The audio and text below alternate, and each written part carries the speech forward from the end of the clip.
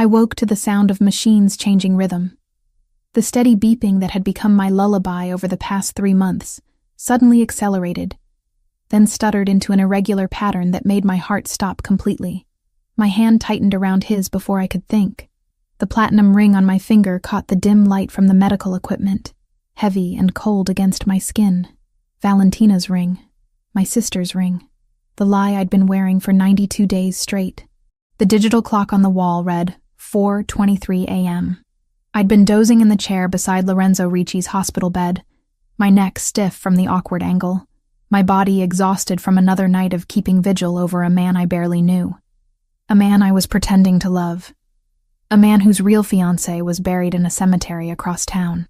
Lorenzo's fingers twitched against mine. Just a small movement, barely perceptible, but after months of stillness it felt monumental. My breath caught in my throat as his eyelids flickered. "Nurse!" I called out, my voice cracking from disuse. "Someone get the doctor." The night shift nurse rushed in, her sensible shoes squeaking against the sterile floor. She moved with practiced efficiency, checking monitors and adjusting equipment while I sat frozen, unable to let go of his hand, even though every instinct screamed at me to run. This was the moment I'd been dreading.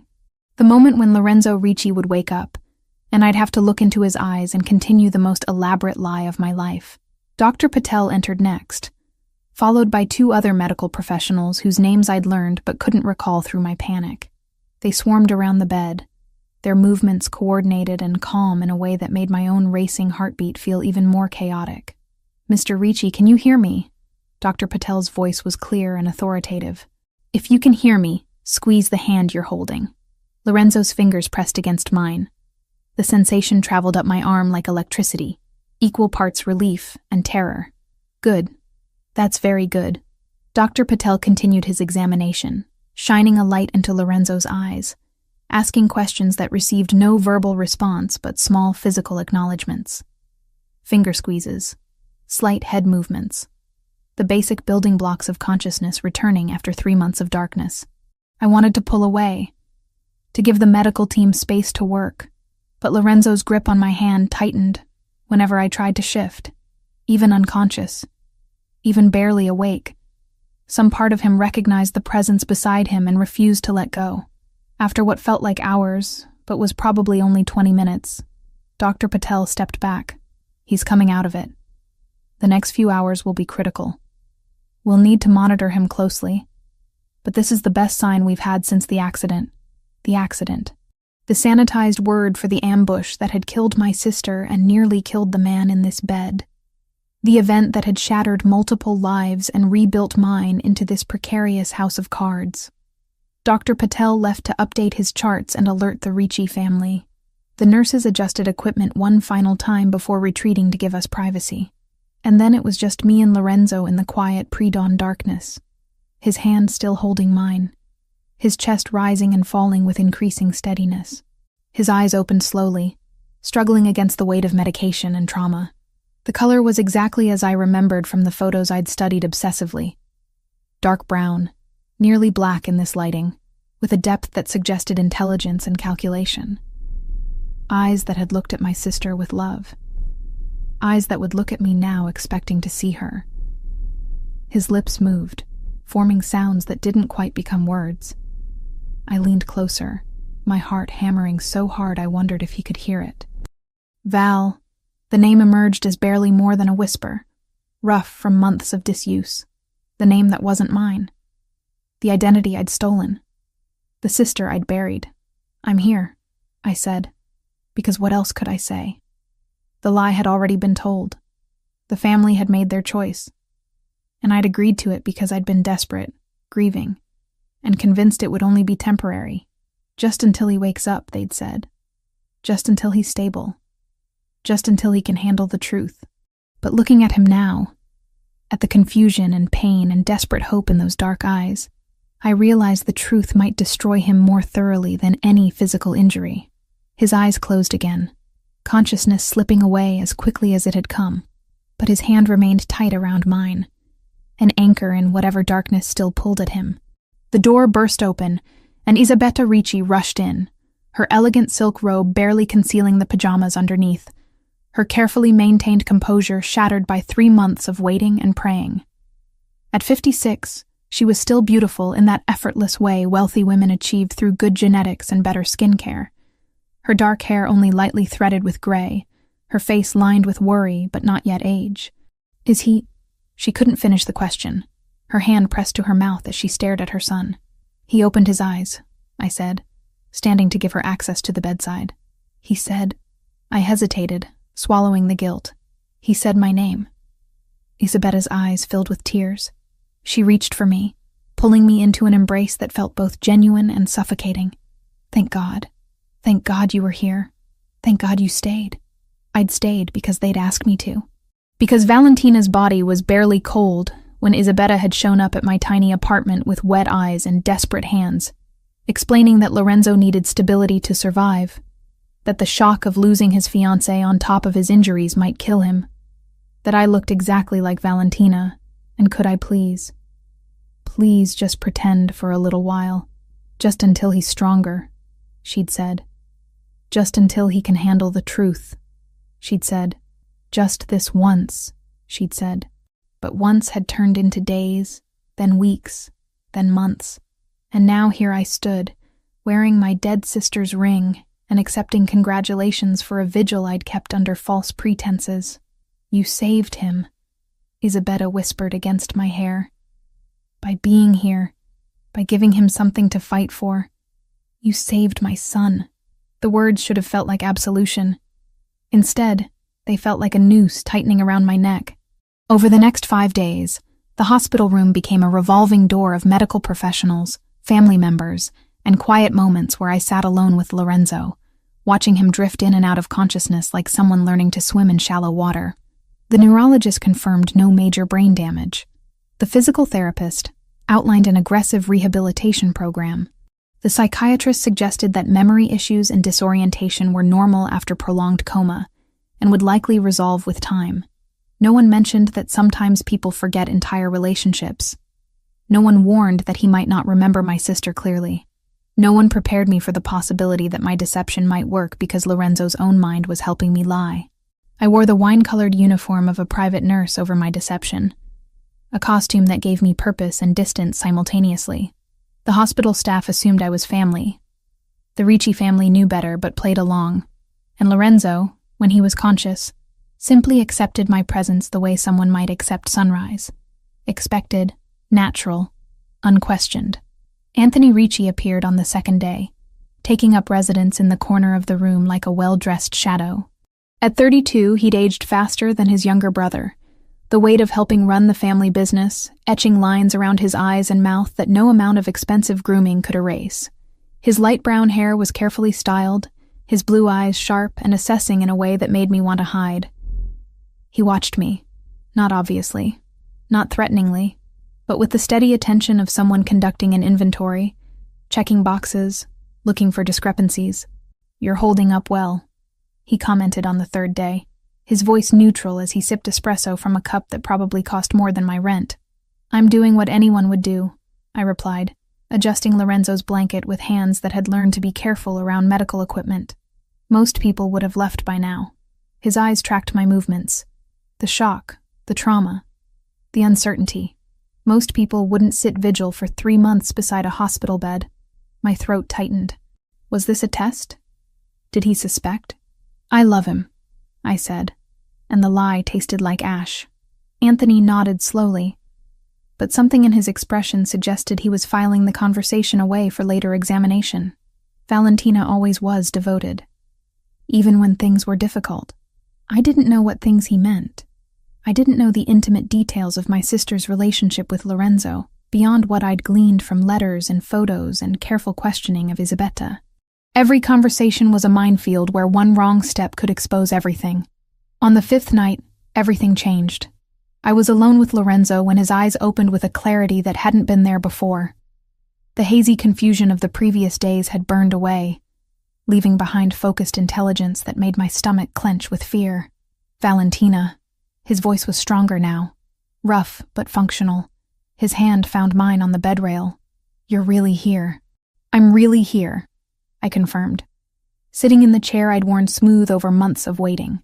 He studied my face with an intensity that felt like physical touch, his dark eyes moving over features that matched his memory.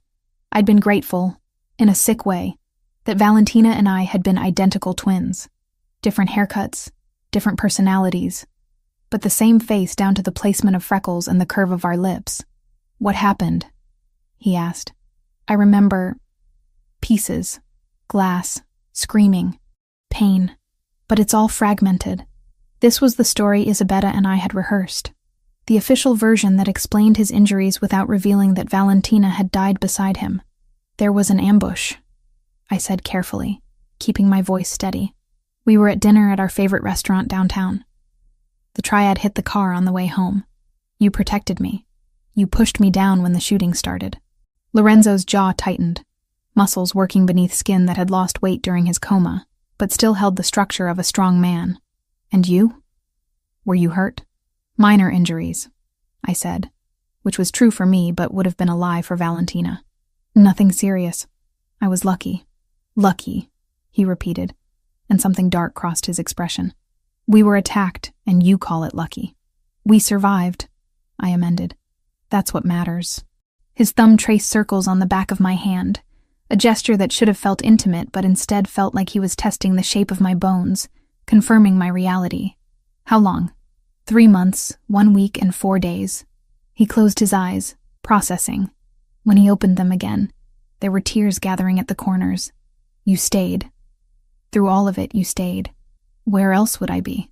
Most people," he swallowed hard, "most people would have given up, would have assumed I wasn't coming back." My chest ached with guilt so profound it felt like drowning. This man was thanking me for a devotion that belonged to someone else, crediting me with a love I'd never earned. "You're worth waiting for," I said. And at least that part felt honest. Anyone who'd endured what he'd endured deserved someone's faith. We sat in silence for several minutes, his hand holding mine, both of us processing this new reality. Lorenzo was awake.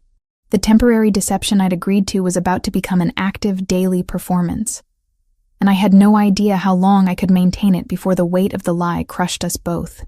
"I need to tell the family," I said finally. "Your mother has been waiting to hear your voice." "Wait," his grip tightened.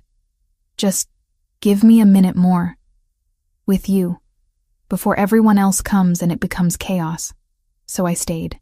And in that quiet moment before dawn fully broke, I memorized the feel of his hand around mine, the sound of his breathing, the way he looked at me like I was his entire world. Because soon, when he was stronger, when his memories were clearer, when the truth finally emerged, all of this would shatter, and I would be the one holding the pieces of something I'd helped destroy. On the 8th day after Lorenzo woke, Isabetta found me in the hallway outside his room.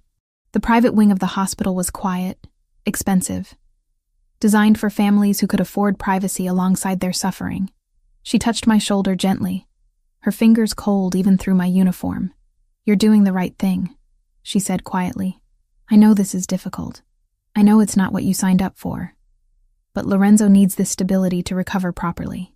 I looked at her, this elegant woman who'd orchestrated an elaborate deception to protect her son, and wondered if she understood the cost. What happens when he remembers? When his memory fully returns? Isabetta's expression flickered with something that might have been doubt before hardening back into resolve. By then he'll be strong. By then he'll be able to handle the truth. But right now, in this fragile state, the shock could set back his recovery by months.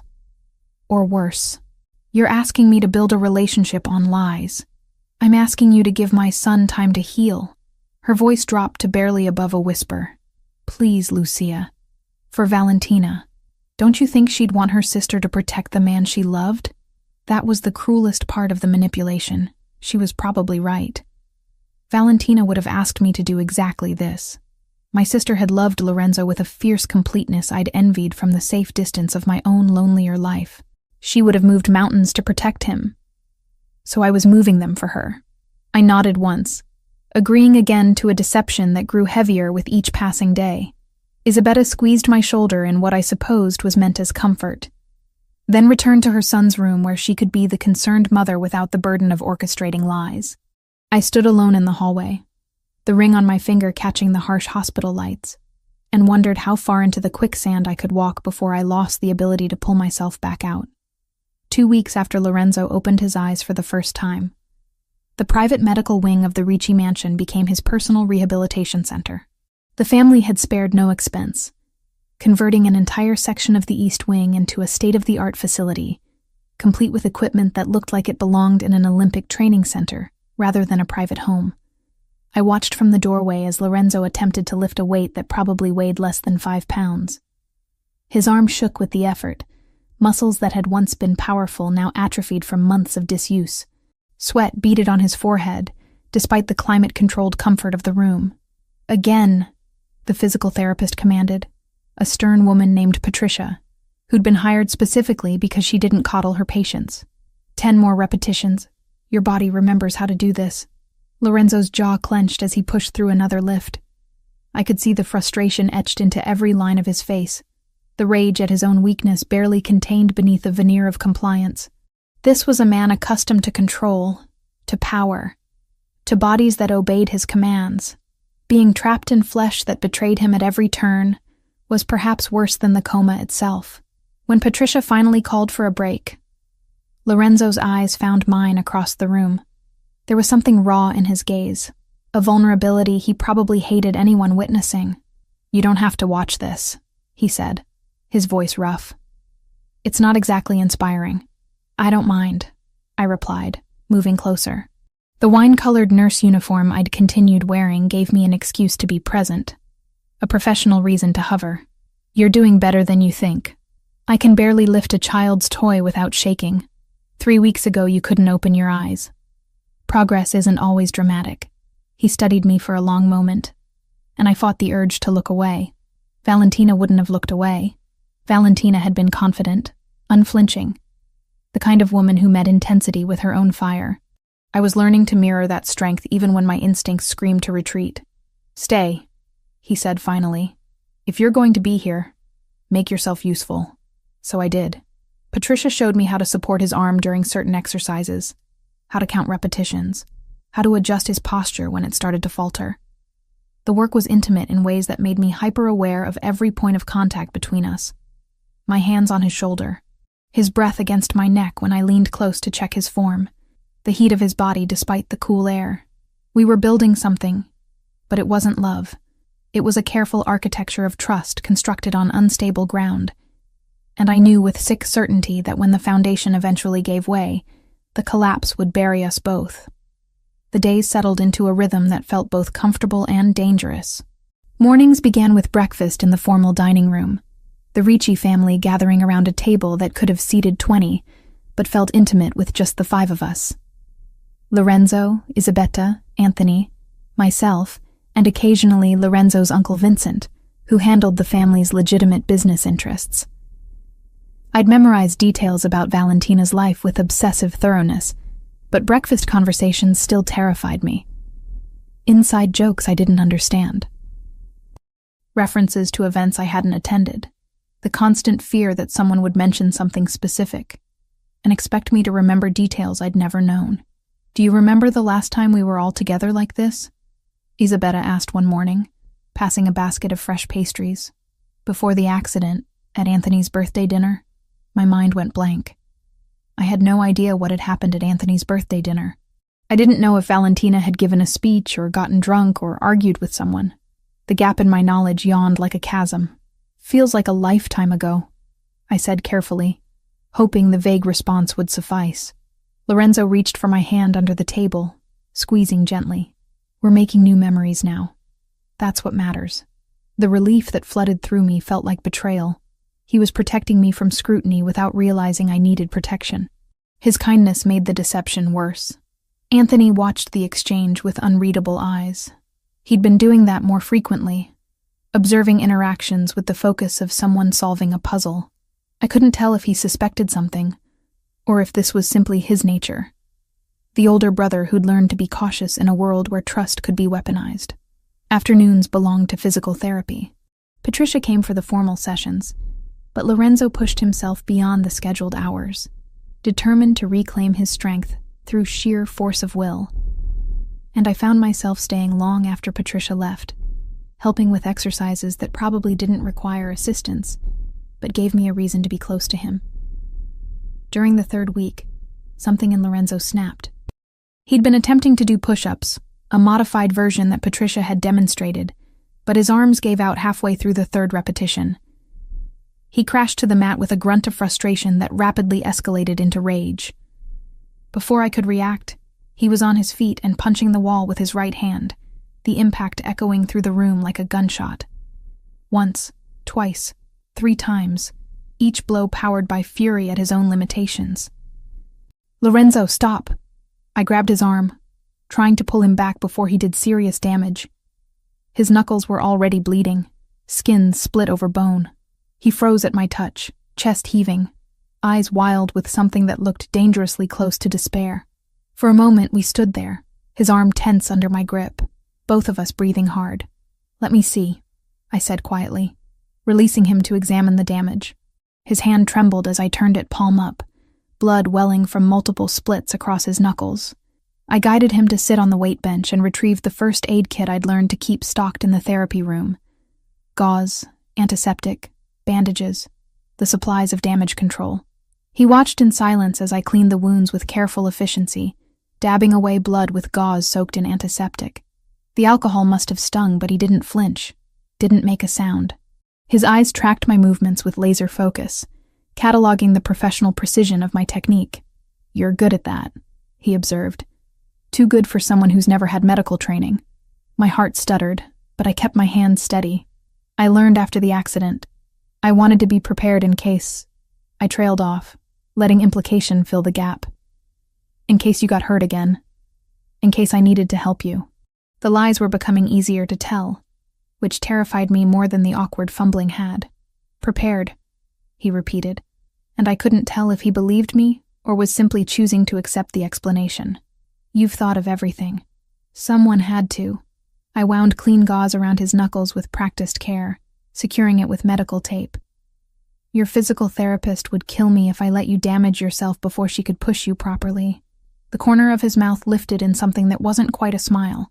"My physical therapist is terrifying. She's effective. Same thing in her profession." He flexed his bandaged hand experimentally, testing the wrap. "Thank you for not lecturing me about the stupidity of punching walls." Would it have helped? No. Then why waste both our time? I began repacking the first aid kit, needing something to do with my hands that didn't involve touching him. The intimacy of treating his injury had left me feeling exposed, like I'd revealed something I couldn't name. "Valentina." His voice stopped me mid-motion. I turned to find him watching me with an expression I couldn't decipher. "I know this isn't what you signed up for. Taking care of an invalid, sitting through hours of pathetic attempts at physical therapy, watching me have breakdowns over things that should be simple. You could leave. You have my family's support, access to resources. No one would blame you for needing distance." The offer was genuine. I could hear it in his voice, see it in the careful way he held himself, as if bracing for rejection. And the cruelest part was that Lucia could have left, could have walked away from this elaborate deception and rebuilt her own quiet life. But Valentina, the woman he thought I was, would never abandon him. "I'm not going anywhere," I said, and meant it even though the promise bound me more tightly to the lie.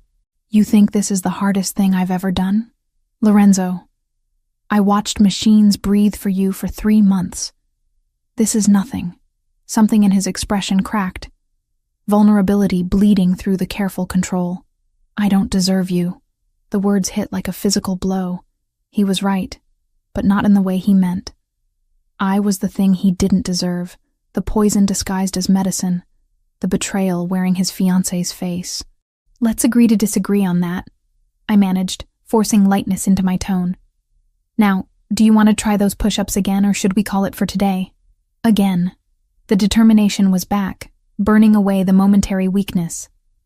"I'm not ending on failure." So we worked through another set, and then another, until exhaustion finally forced him to admit defeat. But there was satisfaction in that exhaustion, the knowledge that he'd pushed himself to a genuine limit, rather than giving up when it became uncomfortable. The evenings were mine alone, stolen hours after the family retired to their separate wings of the mansion. I'd lock myself in the guest room that had become my prison and my sanctuary, spreading photos and letters across the bed like evidence in an investigation. Valentina smiled up at me from a dozen different moments. At a charity gala, wearing a dress the color of blood, on a beach somewhere tropical, her hair wild with wind and sea spray. Pressed close to Lorenzo in what looked like a restaurant, both of them laughing at something outside the frame. I studied each image like a religious text, memorizing not just her face, but the way she held herself, the tilt of her head when she smiled, the way her hand rested on Lorenzo's arm, casual and possessive, the confidence that radiated from her in waves, the certainty of a woman who knew exactly who she was and what she wanted. I practiced her laugh in the mirror, the way she threw her head back and let joy escape without restraint. So different from my own quiet amusement, the muted responses I'd learned growing up as the quiet twin, the shadow, the one who took up less space. The videos were harder. Isabella had given me access to her personal collection, dozens of clips from family gatherings and private moments. I watched Valentina navigate these interactions with effortless grace. She touched people when she talked to them, her hand on their shoulder or arm, creating instant intimacy. She wore her nails long and painted them dark red, almost burgundy. She moved through rooms like she owned them, never hesitating, never second-guessing. I trimmed my nails to match hers, and bought 3 bottles of nail polish in slightly different shades of burgundy before finding the exact color. I practiced her gestures until my shoulders ached, forcing myself to reach out and touch invisible people in ways that felt invasive and wrong for someone as introverted as me. I was becoming someone else, shedding my own personality like an ill-fitting coat and wrapping myself in my dead sister's skin. And the most terrifying part was how natural it was starting to feel. On the morning that Isabella appeared with the wedding dress, I was having coffee in the breakfast room, reviewing my mental notes about an upcoming dinner with Lorenzo's business associates. I'd managed to learn the basics: who hated whom, which alliances were fragile, what topics to avoid in polite conversation. Lucia, Isabella's voice made me look up. She stood in the doorway holding a garment bag that looked expensive even covered. I thought, now that Lorenzo is recovering so well, perhaps we could begin thinking about the wedding again. The wedding, the ceremony that Valentina had been planning when she died, the future that was supposed to be hers. My stomach turned to ice. I'm not sure Lorenzo is strong enough for wedding planning yet. Not planning, just reconnecting with the dream. Isabella moved into the room with the careful steps of someone approaching a skittish animal. This is the dress Valentina chose. I thought maybe you'd like to try it on, see if it still fits. We could have it altered if needed. The dress inside the bag was exactly what Valentina would have chosen.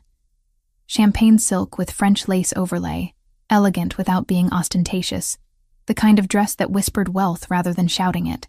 The construction alone probably cost more than I'd earned in the past year, working 2 jobs while Valentina lived her elevated life. It's beautiful, I managed, the words sticking in my throat. Will you try it? Isabella's eyes were hopeful, eager, seeing only the happy ending she'd orchestrated through deception. Just for me. Just to see. I couldn't refuse without raising suspicion. Couldn't explain that putting on my dead sister's wedding dress felt like desecration, like wearing grave clothes stolen from a corpse. So I took the garment bag and retreated to my room with promises to show her later. I hung the bag in the closet and stared at it for 20 minutes before my stomach rebelled completely. I barely made it to the bathroom before vomiting, my body rejecting the lie with more honesty than my mouth could manage. The dress stayed in the closet. When Isabella asked later, I told her it brought back too many memories of the accident, too much trauma associated with wedding planning when we'd nearly lost everything.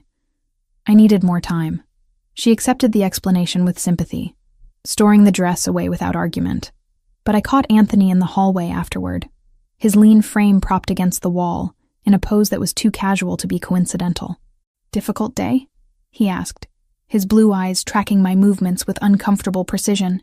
The dress was overwhelming, understandable. Trauma changes people, changes how they relate to memories, to objects, to plans they made before everything fell apart. He paused, and something in that pause felt weighted, Sometimes those changes are so profound that the person who emerges isn't quite the same as the person who went in. My pulse kicked up. Was he suggesting something specific, or simply making conversation? I'm still me, I said carefully.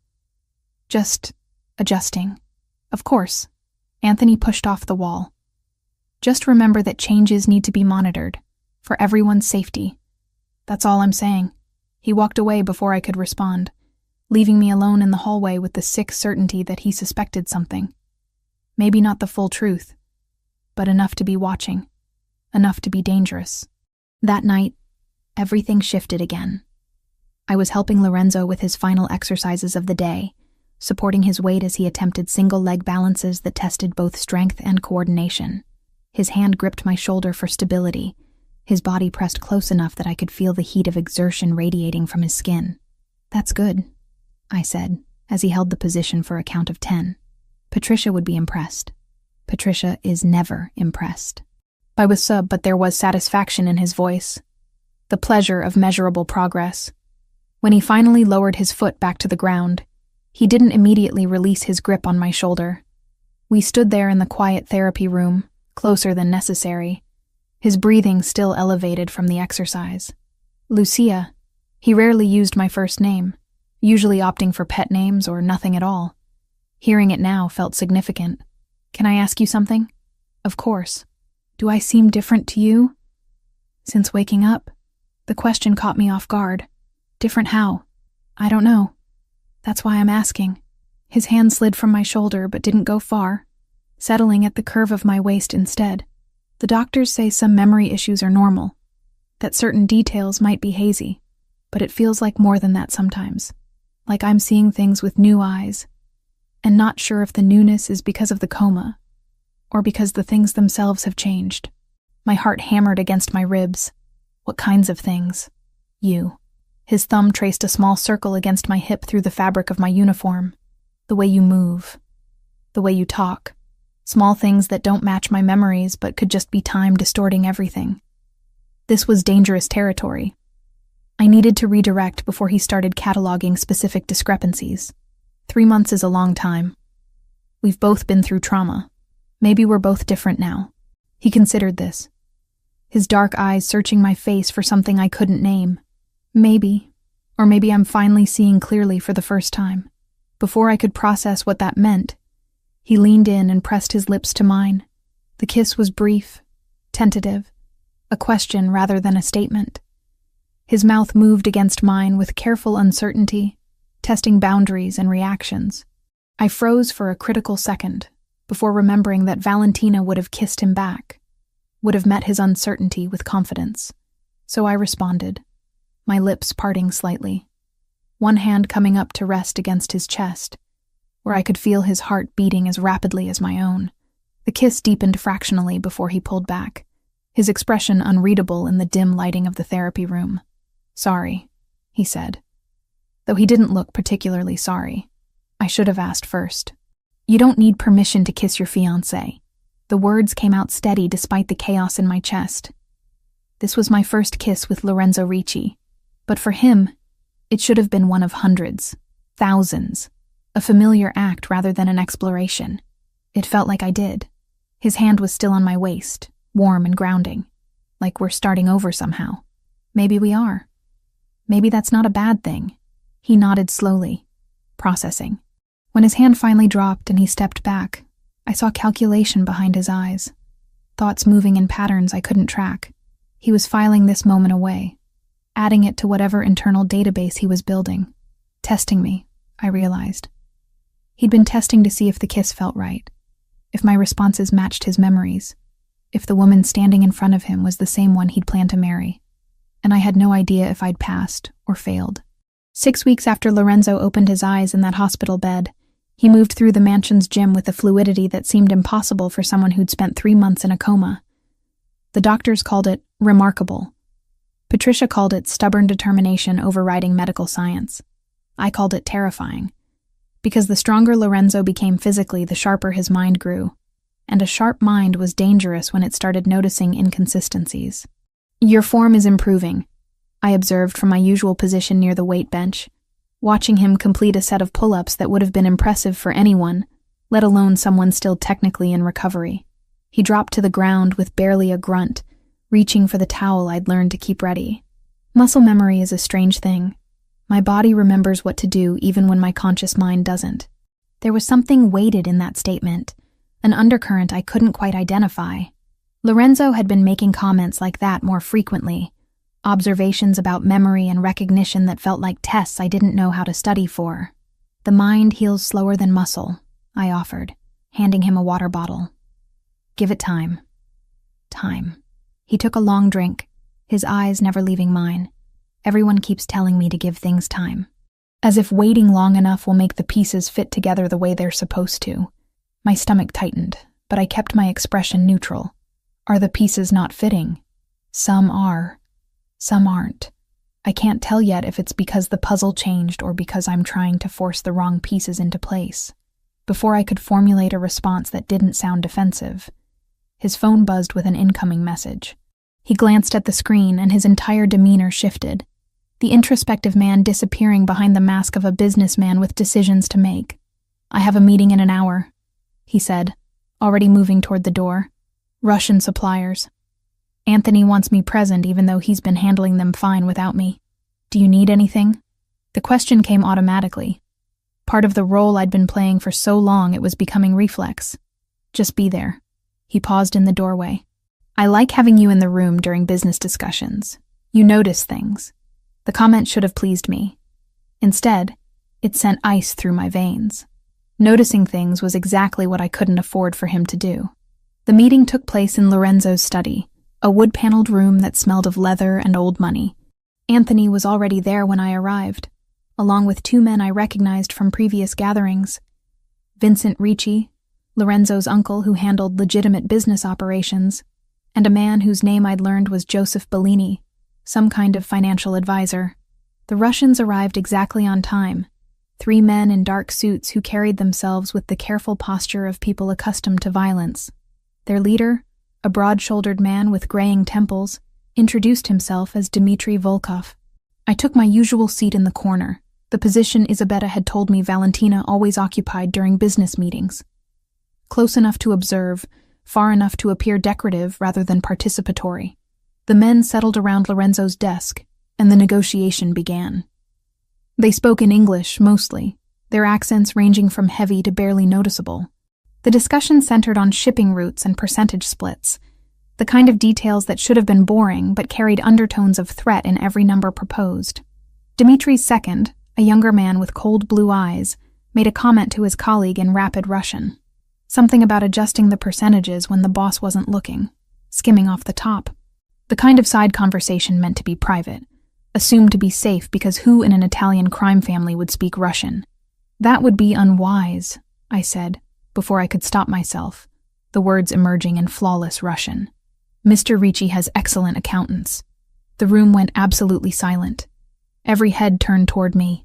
Dimitri's expression cycled through surprise, calculation, and something that might have been respect. His colleague looked like he'd swallowed glass, and Lorenzo's face was utterly unreadable, his dark eyes fixed on me with laser focus. You speak Russian, Dmitri said in English, his tone carefully neutral. My heart hammered so hard I was certain everyone could hear it. I'd just made a catastrophic mistake, revealed knowledge that Valentina hadn't possessed, exposed myself in front of witnesses who would remember.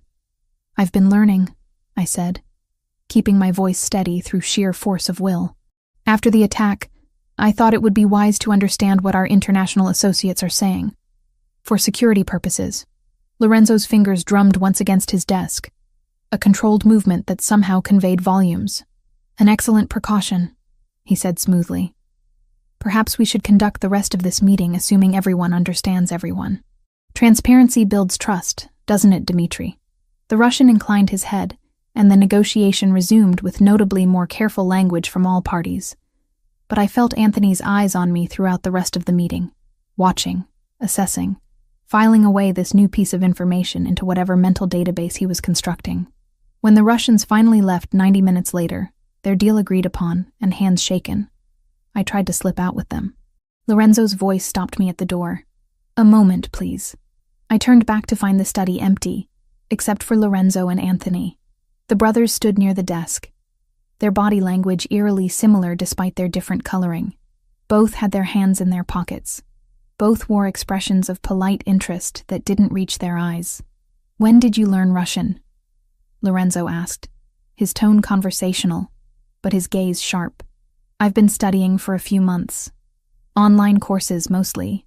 I had a lot of time while you were—" I let the sentence trail off. The implication clear. While you were in a coma, I had nothing to do but wait and prepare for threats. Valentina never mentioned an interest in languages before. This came from Anthony, his voice mild but pointed. I never mentioned a lot of things. The response came out sharper than intended, defensive in a way that Valentina probably wouldn't have been. I softened my tone. The attack changed my perspective, made me realize how vulnerable we are when we don't understand what's happening around us.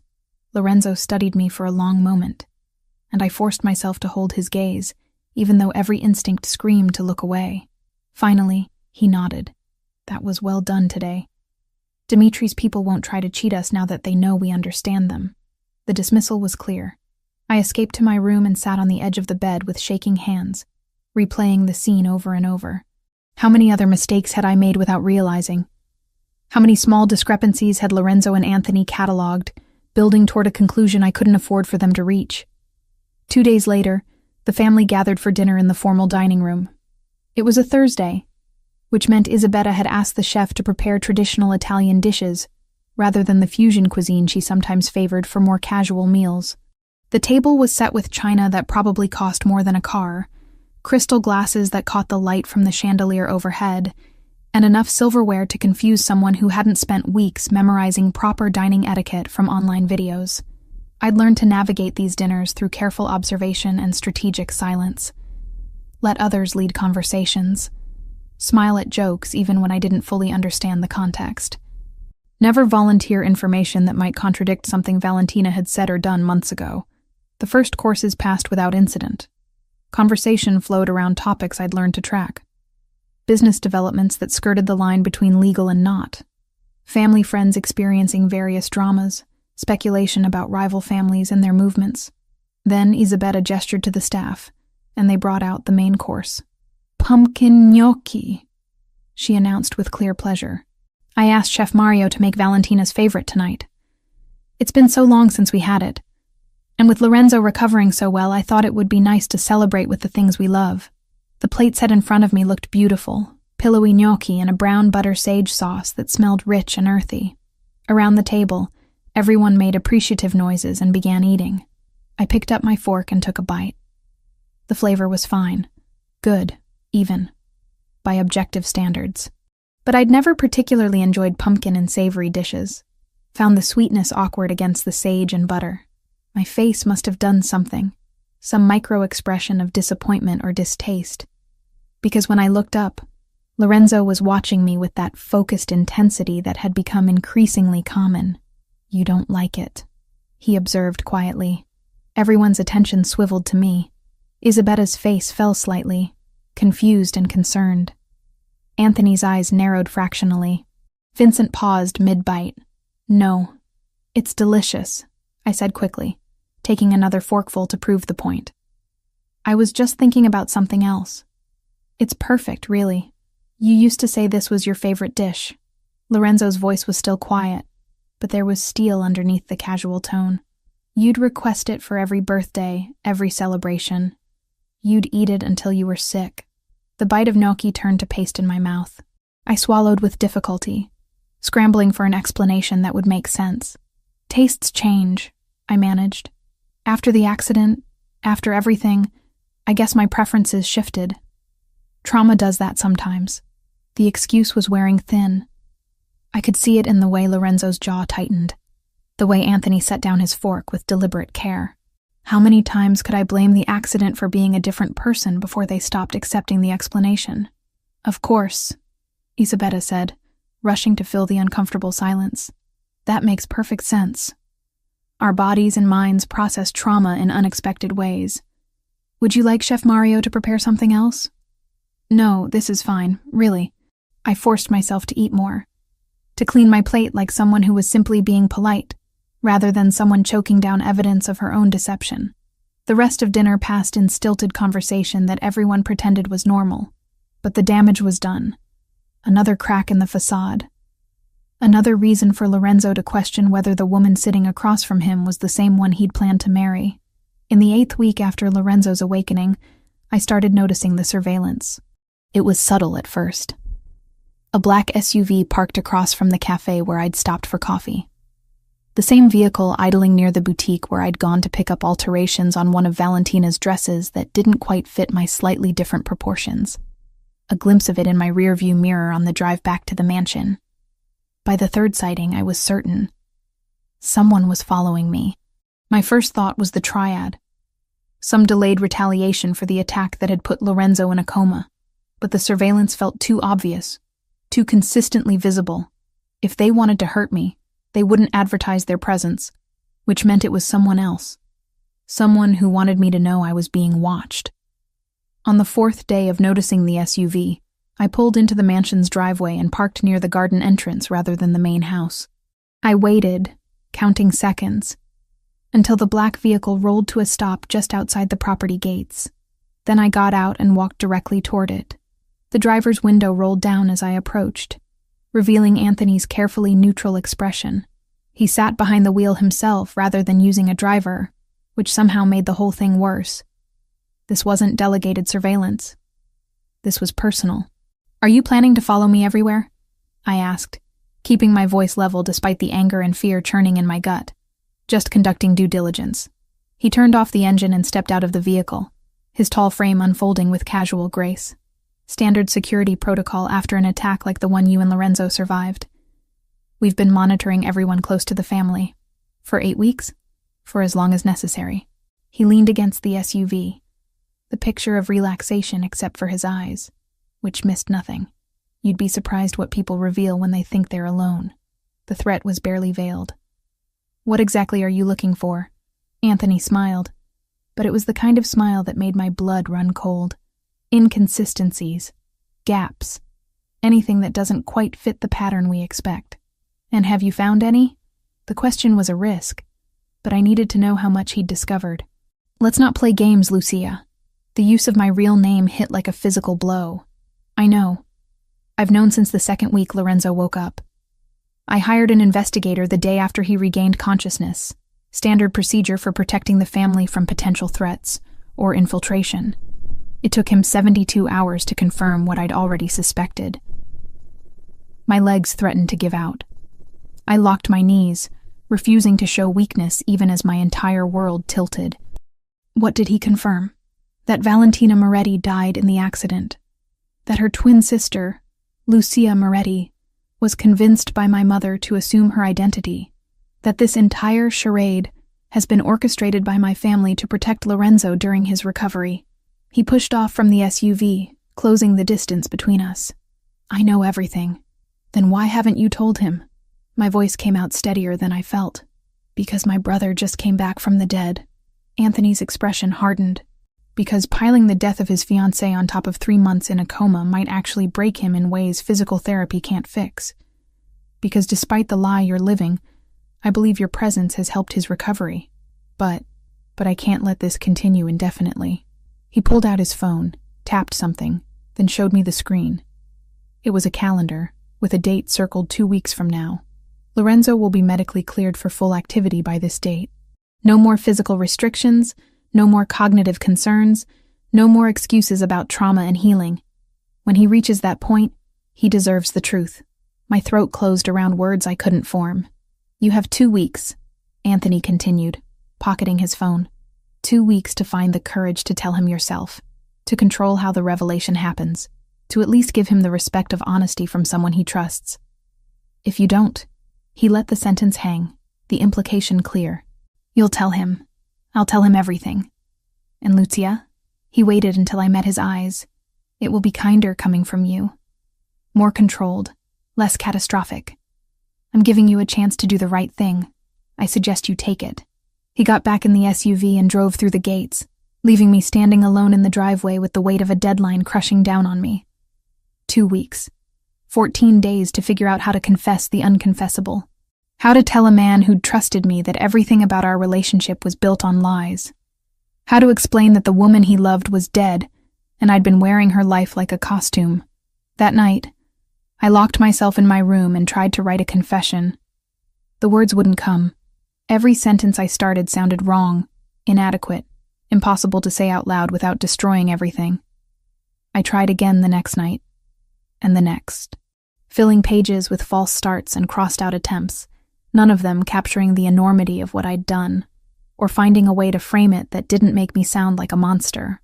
During the day, I continued the performance, sitting through meals with the family, helping Lorenzo with exercises he barely needed assistance with anymore, playing the role of devoted fiancé to a man who was starting to look at me like I was a puzzle he was very close to solving. Because Lorenzo was watching me now with the full force of his considerable intelligence. Every gesture I made, every word I chose, every reaction to familiar situations was catalogued and analyzed. I could see him building his case, assembling evidence toward a conclusion I couldn't let him reach on his own. The deadline Anthony had given me ticked down like a bomb. 12 days. 10 days. 8 days. And still, I hadn't found the words that would end this without destroying him. In the 9th week after his awakening, during an evening where we sat together in the library reviewing business reports he'd asked me to help with, Lorenzo closed the folder in front of him and turned to face me fully. "You're afraid of something," he said without preamble. "I've been watching you, and there's fear in everything you do. The way you hesitate before answering questions. The way you study me when you think I'm not looking. Like you're waiting for something terrible to happen." My heart stopped. The attack left scars. Invisible ones, but they're there. This isn't trauma from the attack. This is something else. He reached out and took my hand, his grip gentle but inescapable. "Talk to me. Whatever it is, we can handle it together. But I can't help if you won't let me in." The irony was devastating. He was offering support for the very deception I was perpetrating against him, promising to help me through a crisis that he was the center of. "It's complicated," I whispered, because that at least was true. "Then uncomplicate it. We have time." But we didn't. The clock was running out, and when it hit 0, everything I'd built with lies would come crashing down around both of us. 10 weeks after Lorenzo opened his eyes in that hospital bed, Anthony found me in the garden at dusk. The air smelled of jasmine and the expensive fertilizer the groundskeepers used on the roses. I'd been sitting on a stone bench for over an hour, trying to gather courage I didn't possess. "He knows," Anthony said without preamble, settling beside me with the controlled movements of someone delivering bad news. "I told him 3 days ago." My entire body went cold. "What?" "Lorenzo came to me with plans to take you to the apartment tomorrow. The one he shared with Valentina. He was setting up an elaborate test, something designed to catch you in undeniable proof of the deception." Anthony's blue eyes held no sympathy, only pragmatic assessment. I couldn't let him find out that way. Not in a moment designed for maximum pain. So I told him first. "You said I had 2 weeks. The accusation came out broken, strangled. I said you had until he was medically cleared. But when I saw what he was planning, I made a judgment call." He stood, brushing invisible dust from his trousers. "He's still taking you to the apartment tomorrow. He wants to hear it from you. Wants to see if you'll keep lying even when he's giving you the chance to confess. Consider it a final mercy." He walked away, leaving me alone with the jasmine and the certainty that tomorrow would destroy everything. I didn't sleep that night, couldn't eat breakfast the next morning. My hands shook so badly I had to clasp them together to hide the trembling when Lorenzo appeared in the doorway of my room at 10 o'clock. "Ready?" he asked, his voice perfectly neutral. His dark eyes revealed nothing. No anger or pain or accusation, just carefully controlled emptiness. "Lorenzo, I need to tell you something before we go." "Tell me there." He turned without waiting for my response, assuming I would follow. And I did. Because what choice did I have? The confession would happen regardless. Better to control the location than let it spill out in the mansion's hallways where anyone might overhear. The drive into Manhattan took 40 minutes through morning traffic. Lorenzo drove himself, something he'd only recently been cleared to do, handling the expensive car with the same controlled precision he applied to everything, We didn't speak. The silence stretched between us like a living thing, heavy with everything unsaid. The apartment building was exactly what I'd expected. Luxury high-rise in a neighborhood where the monthly maintenance fees probably exceeded my annual income from before all this started. The doorman greeted Lorenzo by name, with the kind of deference reserved for residents who tipped well and commanded respect. The elevator ride to the 15th floor felt eternal. I watched the numbers climb, each floor bringing us closer to the moment when everything would shatter. Lorenzo stood beside me with his hands in his pockets, close enough that I could smell his cologne, the same scent I'd grown accustomed to over months of proximity. Cedar and something darker, more complex. A smell I'd probably always associate with this particular kind of dread. The apartment door swung open on silence. Floor-to-ceiling windows dominated the far wall, offering views of the city that would be stunning if I had any capacity to appreciate them. The space was modern, clean-lined, decorated with the kind of taste that came from either professional designers or people raised with money. Cream-colored furniture, dark wood accents, art on the walls that probably cost more than my education. I'd never been here. Valentina had kept this place separate from her visits home, a symbol of her elevated life that she didn't share with her struggling twin sister. Looking at it now felt like trespassing in a museum dedicated to someone else's existence. "Do you remember the last time we were here together?" Lorenzo asked, closing the door behind us. His tone remained conversational, almost casual. "Before the accident, every muscle in my body tensed. It feels like a lifetime ago. Does it?" Not a question, just acknowledgement. He moved deeper into the space with the confidence of someone who knew every inch of it. "Show me where we kept the wine glasses. The good ones. The crystal we only used for special occasions." My mind went blank. I had no idea. Kitchen seemed logical, but which cabinet? Upper or lower? Left side or right? The ignorance yawned before me like a chasm with no bottom. "I don't—" My voice cracked. "Lorenzo, please, try," he suggested, still with that terrible gentleness. "It was your home, too. Surely you remember where we kept things." I walked toward the kitchen because standing frozen would be worse. Opened a cabinet at random and found dinner plates. Tried another and discovered mixing bowls. Lorenzo watched from the doorway, his expression unchanging as I fumbled through my own ignorance. "They're in the upper cabinet beside the sink," he said finally. "You picked them out yourself." Insisted on Waterford crystal even though I thought it was excessive for an apartment we barely used. The words were daggers, each one precisely placed. I abandoned the cabinets and turned to face him, my back pressed against the counter like it could provide support my legs no longer could. "The guest bathroom," he continued, moving to lean against the opposite counter. The kitchen felt too small suddenly, claustrophobic despite the expensive appliances and granite countertops. "What color are the towels?" "I don't know." "The bedroom closet. Which side is mine?" "I don't know." "The painting in the living room, the abstract piece above the sofa. Where did we buy it?" "I don't know." The words came out too loud, echoing off the expensive surfaces. "Lorenzo, please stop." One more. He pulled out his phone, tapped something, and music filled the apartment. Jazz, old school, the kind that felt intimate and melancholy. "This song, do you remember it?" I shook my head, tears already gathering in my eyes. "We danced to it right there in the living room the night I proposed. You were barefoot because you'd kicked off your heels at dinner. You stepped on my foot 3 times and laughed every time. When the song ended, you said yes." His voice never rose, never broke. The control was somehow worse than shouting would have been. "Do you remember any of that?" "No." The confession emerged as barely more than a whisper. Lorenzo turned off the music. The silence that replaced it felt apocalyptic. He moved to the cream sofa and sat with deliberate care, gesturing to the chair across from him like we were about to have a civilized conversation, rather than watch my entire world collapse. "Sit down, Lucia." The use of my real name made my knees give out. I collapsed into the chair more than sat, my hands gripping the armrests like they were the only solid things in a dissolving reality. "Anthony told me 3 days ago," Lorenzo said, his dark eyes finally showing emotion. Pain, anger, betrayal, all carefully controlled but visible beneath the surface. He'd hired an investigator the week I woke up. Standard security protocol.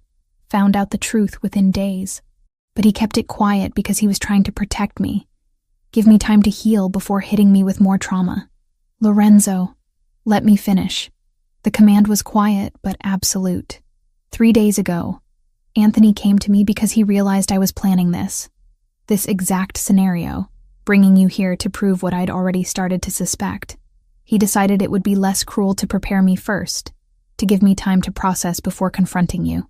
So I've known for 3 days that my fiancé died in the accident, that her twin sister has been impersonating her for months, that my entire family conspired to lie to me about the most fundamental truth of my life. Each sentence hit like a physical blow. I doubled over in the chair, sobs tearing from my chest before I could stop them. I'm sorry. I'm so sorry. I never meant, tell me everything. His voice cut through my breakdown with surgical precision. No more lies. No more half-truths. Everything. So I did. Through tears and gasping breaths, I confessed it all. How Isabella had come to me 2 weeks after the accident, when Valentina's body was barely buried.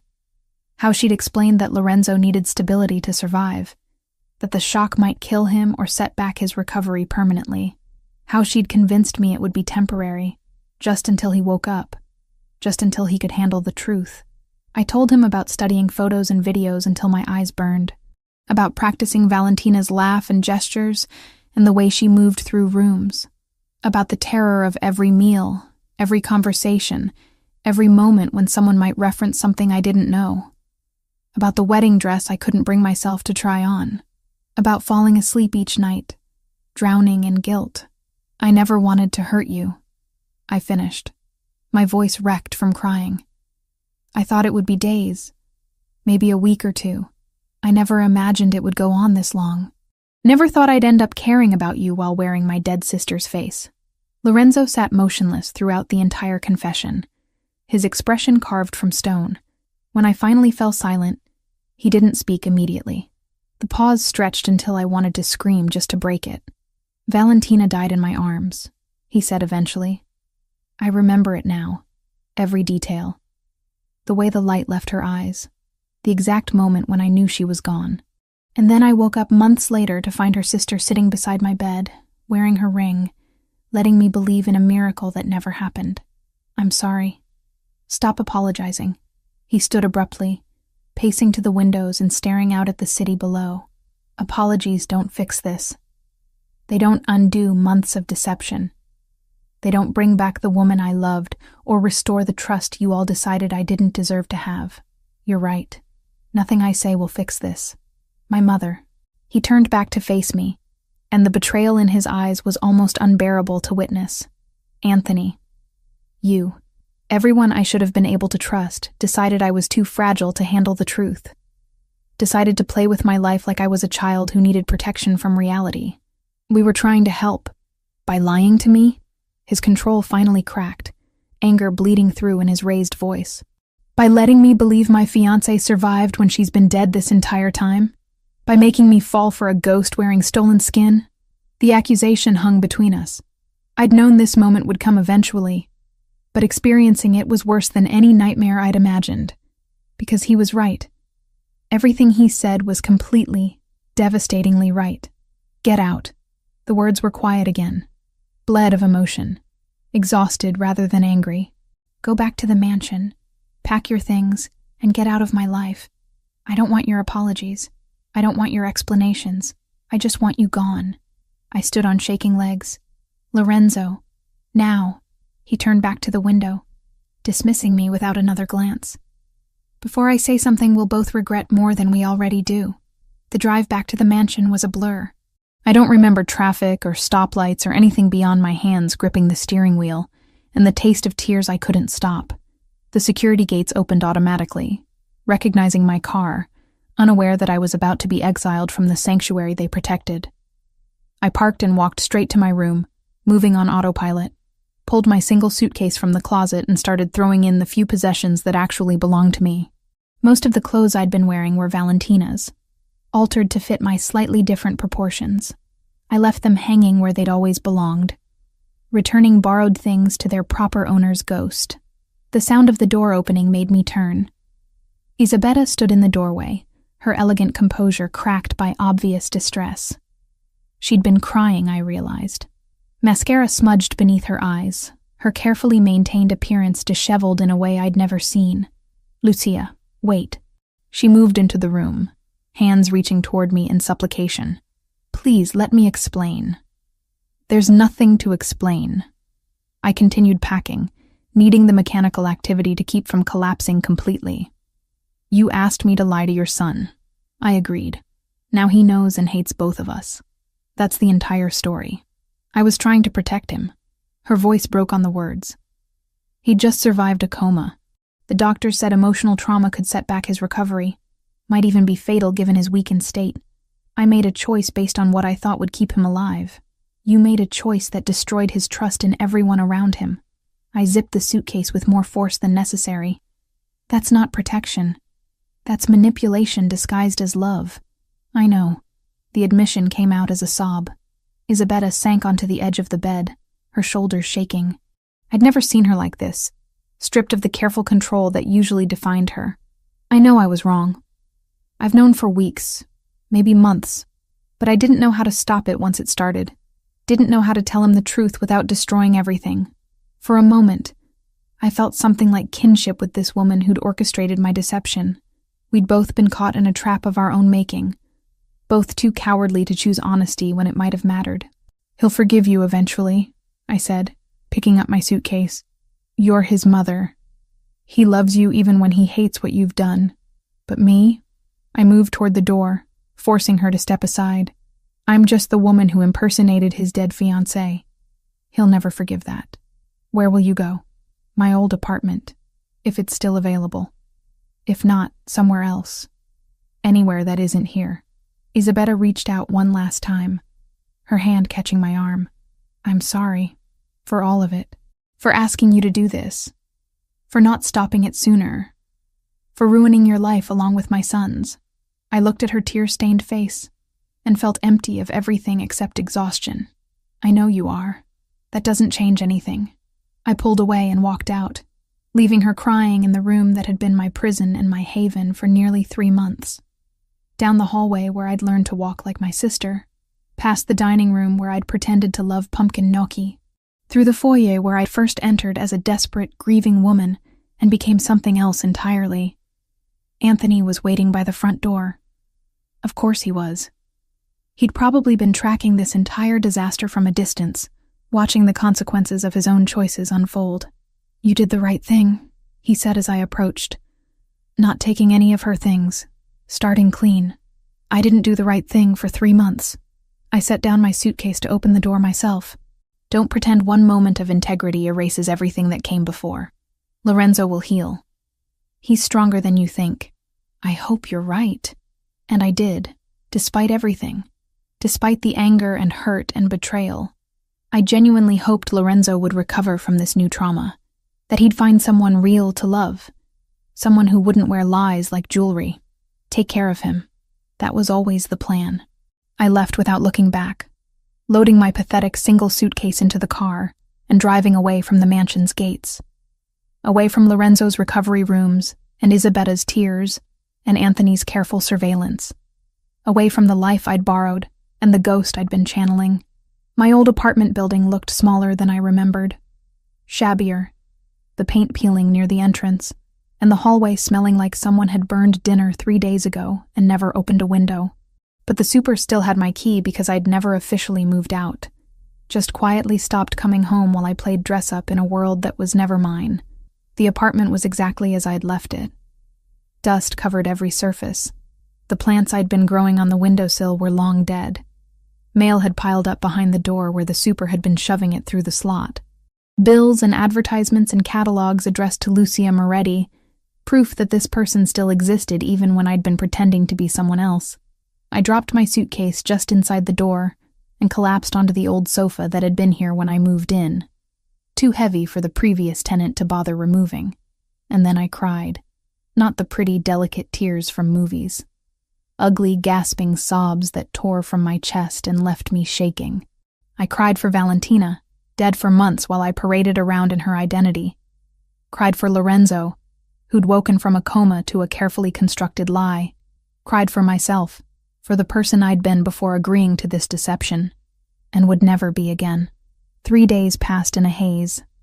I didn't eat, barely drank water, just moved between the sofa and the bed, sleeping in fragments and waking to the crushing weight of what I'd done. My phone buzzed constantly with messages I didn't read, calls I didn't answer. Probably Isabetta, possibly Anthony. Not Lorenzo. Never Lorenzo. On the 4th morning, I finally forced myself upright. Showered for the first time since leaving the mansion. Made coffee that tasted like ash but at least contained caffeine. Looked at my reflection and saw a stranger. Not Valentina anymore, but not quite Lucia either. Someone caught between identities, belonging nowhere. I'd destroyed my own life along with Lorenzo's. That was the truth I had to live with now. The cost of playing guardian to someone who never asked for my protection. Of accepting Isabetta's desperate bargain. Of being too weak to confess before Anthony forced the issue. There was no going back. No way to undo the months of deception or restore the trust I'd helped destroy. I could only move forward into whatever future existed beyond this wreckage, carrying the weight of what I'd done like a scar that would never fully heal. Outside my window, the city continued its indifferent rhythm. People going to work, living their lives, completely unaware that mine had just ended in every way that mattered. And I sat alone in my tiny apartment wearing yesterday's clothes, too exhausted even for tears, wondering how anyone recovered from destroying themselves so thoroughly in the name of protecting someone else. By the end of the first week back in my apartment, I'd managed to establish a minimal routine. Wake up, stare at the ceiling, force down coffee, ignore my phone. The messages had slowed from a flood to a trickle, mostly Isabetta's increasingly desperate attempts to check if I was alive. I deleted them without reading past the first few words. The apartment felt smaller each day, the walls closing in like a trap I'd walked into voluntarily. I kept the curtains drawn, unable to face the city outside, or the memories of driving through it in Lorenzo's expensive car, wearing Valentina's clothes, pretending to be someone I'd never been. At 2:47 p.m. on the 4th day, my phone rang with an unknown number. I almost didn't answer. Unknown numbers had become synonymous with complications I couldn't handle, but something made me swipe to accept, some instinct that standing still was becoming more dangerous than movement. Hello? Is this someone from the Moretti family? The voice was male, accented with Mandarin inflections that turned certain syllables sharp and clipped. My entire body went cold. Who is this? A low chuckle came through the line, humorous in a way that made my skin crawl. That's not important. What matters is that we've been watching the Ricci mansion very carefully for weeks now. An informant inside their organization reported something interesting. The woman everyone thought was Valentina Moretti left the estate alone, looking upset, carrying a single suitcase. That suggested either a departure or an opportunity. I stood up without conscious decision, moving to the window. My hands shook as I pulled the curtain back just enough to see the street below.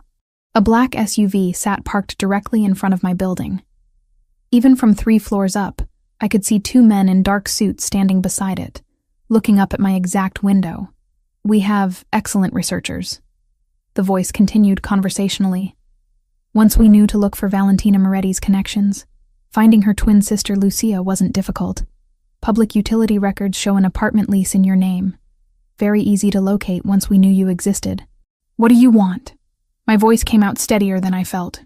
Years of pretending to be confident finally serving a useful purpose. The triad has unfinished business with the Ricci family. Your boyfriend, or ex-boyfriend, or whatever he is now, he's been a problem for our operations. The attack 3 months ago was meant to eliminate that problem. Obviously, it didn't work. The casual tone made it worse somehow, discussing attempted murder like a failed business transaction. But we've learned that Lorenzo Ricci cares about the Moretti family. First Valentina, now you. That makes you valuable. I'm nobody to him anymore. The truth tasted bitter. You're wasting your time. Perhaps. But we'd like to test that theory. Consider this a courtesy call. We know where you are. We know you're alone. And we're coming up." The line went dead. I stared at the phone for one frozen second before my survival instincts kicked into gear. I had maybe minutes before they breached the building, and my apartment door had the kind of cheap lock that wouldn't slow down professionals for more than 30 seconds. There was only one number that could help me now, even though calling it felt like swallowing glass. Lorenzo answered on the second ring. What? Not a question. Just flat acknowledgement. His voice held none of the warmth I'd grown accustomed to during his recovery. No softness for the woman who'd lied to him for months. The triad found me. The words tumbled out rapid fire. Panic overriding pride. They called. They're outside my building right now. They said they're coming up and I don't know what to do, and I know you hate me, but please. Address. The single word cut through my spiral. Now.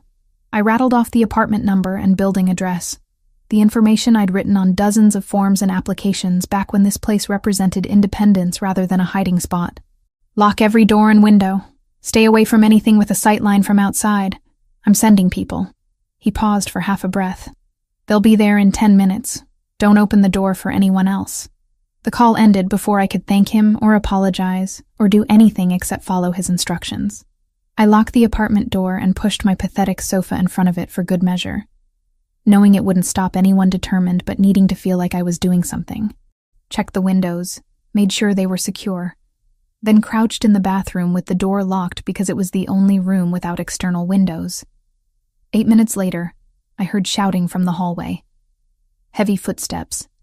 Commands delivered in voices that expected immediate obedience. Then silence more terrifying than the noise had been.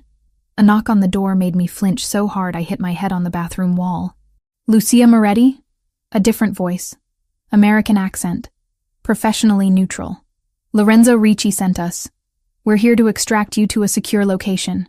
I emerged from the bathroom on shaking legs, moving the sofa back enough to crack open the door. 4 men in tactical gear stood in my hallway, weapons visible but not pointed at me. Behind them, I could see my neighbors peeking out of doorways with expressions ranging from terror to fascination at the drama unfolding. Where are the men from the SUV? I asked, not moving from the relative safety of my doorway. Detained downstairs for questioning by local authorities. The lead man was built like he'd been carved from concrete, his expression completely neutral. Your building super called it in the moment he saw the force lock. They arrived fast. His gaze swept the corridor once, measuring exits and shadows like a habit. We need to move now. Bring nothing. We'll provide what you need. I grabbed my phone and wallet by reflex, then let them hustle me down the stairs with 2 men in front and 2 behind. A moving box of protection that felt claustrophobic and necessary in equal measure. Outside, 2 more black SUVs had replaced the triad's vehicle. They loaded me into the back of one, and we were moving before I'd even fastened my seatbelt. The drive took 40 minutes through traffic that the driver navigated with aggressive efficiency. We left Manhattan behind, crossed into New Jersey, drove through increasingly suburban neighborhoods until we reached a development that screamed upper-middle-class anonymity. The house they pulled up to looked exactly like its neighbors. 2 stories, neutral siding, landscaping maintained but not ostentatious. The kind of place you'd forget 5 minutes after driving past it. Perfect for hiding someone. They escorted me inside with the same professional efficiency, sweeping through rooms to ensure security before finally relaxing fractionally.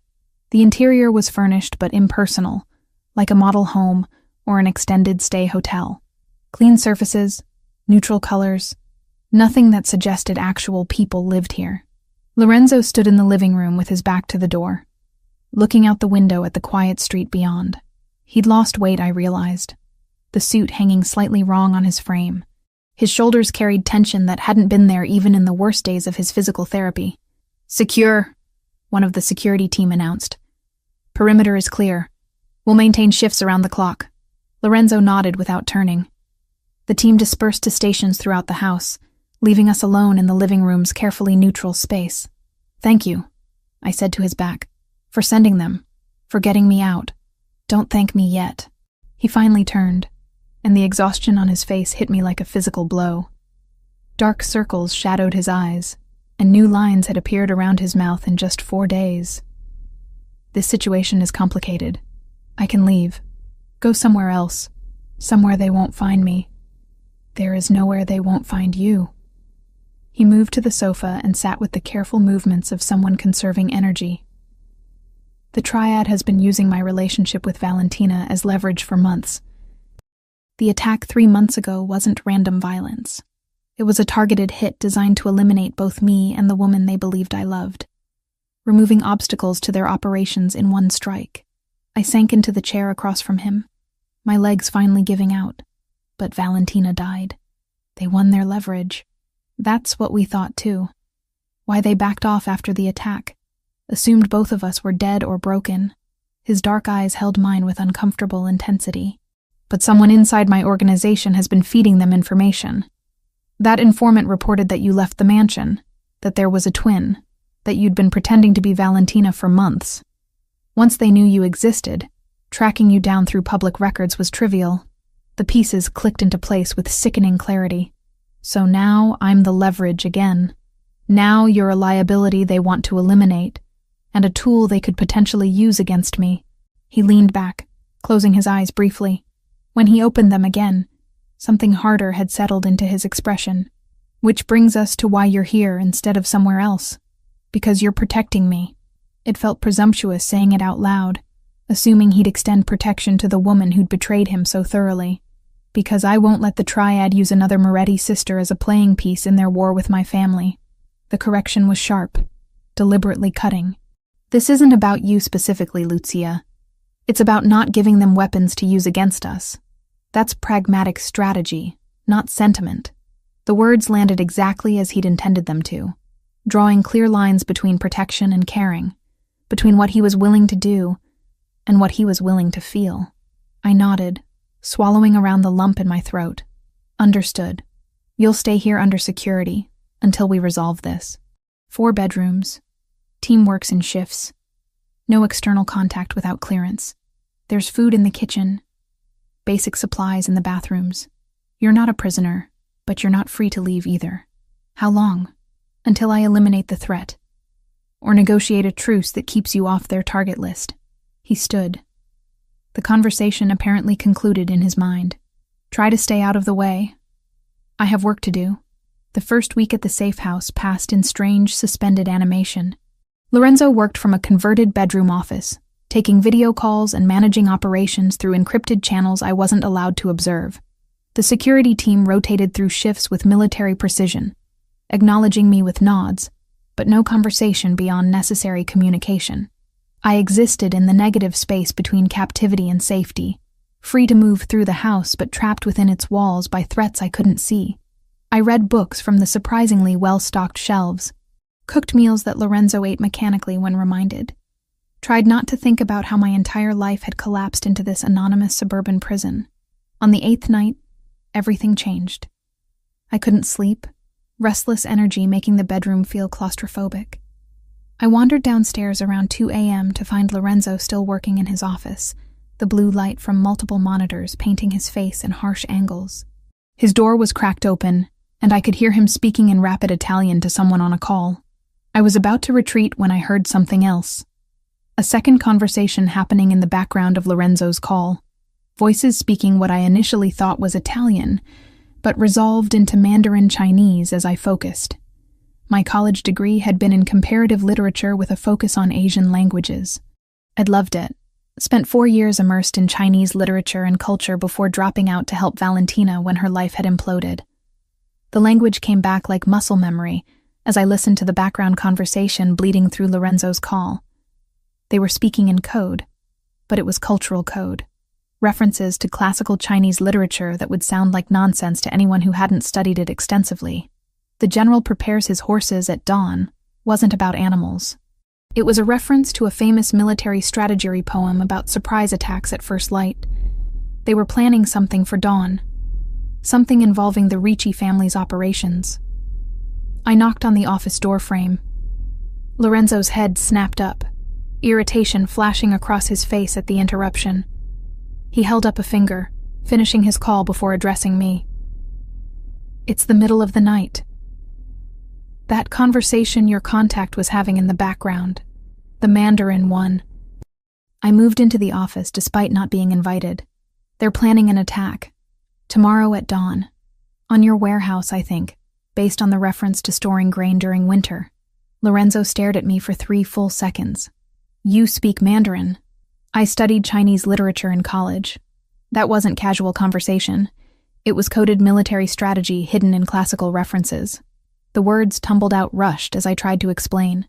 The phrase about preparing horses at dawn, it's from Sun Tzu's commentaries. It means early morning attack. And the winter grain storage is probably literal, your actual warehouse where you store shipments. He was already pulling up files on his computer, cross-referencing information I couldn't see.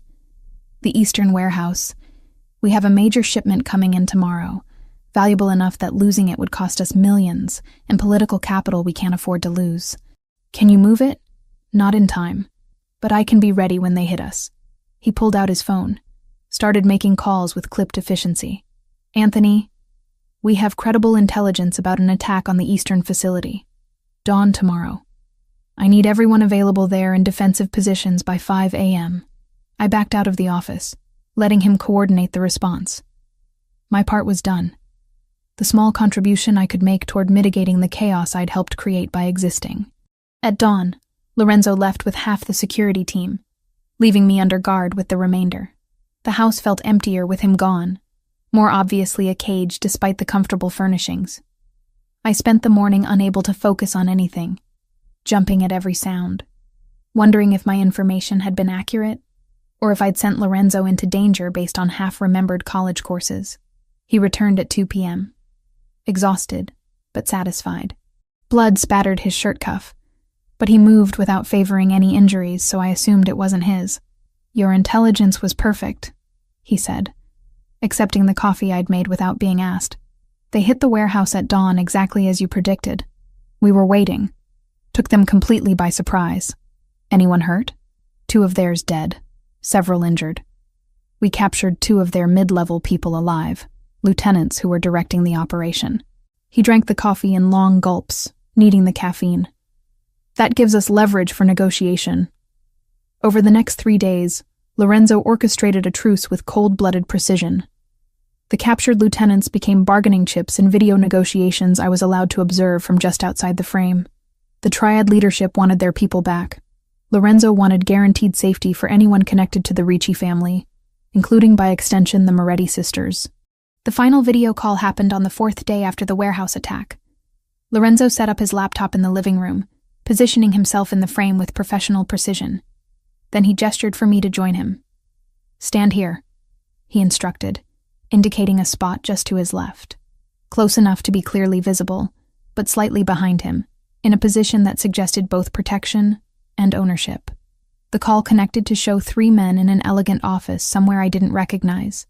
The one in the center was clearly the leader, older than the others with silver threading his dark hair and eyes that missed nothing. Mr. Ricci, the man said with perfect English and minimal accent, you have something that belongs to us, and you've been trying to take something that belongs to me. Lorenzo's voice carried absolute authority, the tone of someone accustomed to commanding rather than requesting. I'm prepared to return your lieutenants unharmed in exchange for guaranteed cessation of all hostilities toward anyone connected to my family. Connected is a broad term. Then let me be specific. Lorenzo gestured toward me without looking away from the screen. This is Lucia Moretti.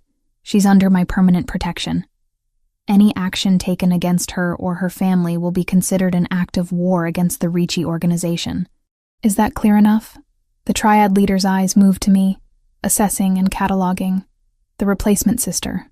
I'd heard rumors you'd been foolish enough to fall for her lies. What I fell for doesn't concern you. What concerns you is that touching her means war. A smile that held no warmth. You replace one Moretti sister with another like they're interchangeable parts. Very pragmatic, Mr. Ricci. I can respect that. Lorenzo's jaw tightened fractionally, but his voice remained controlled. Do we have an agreement?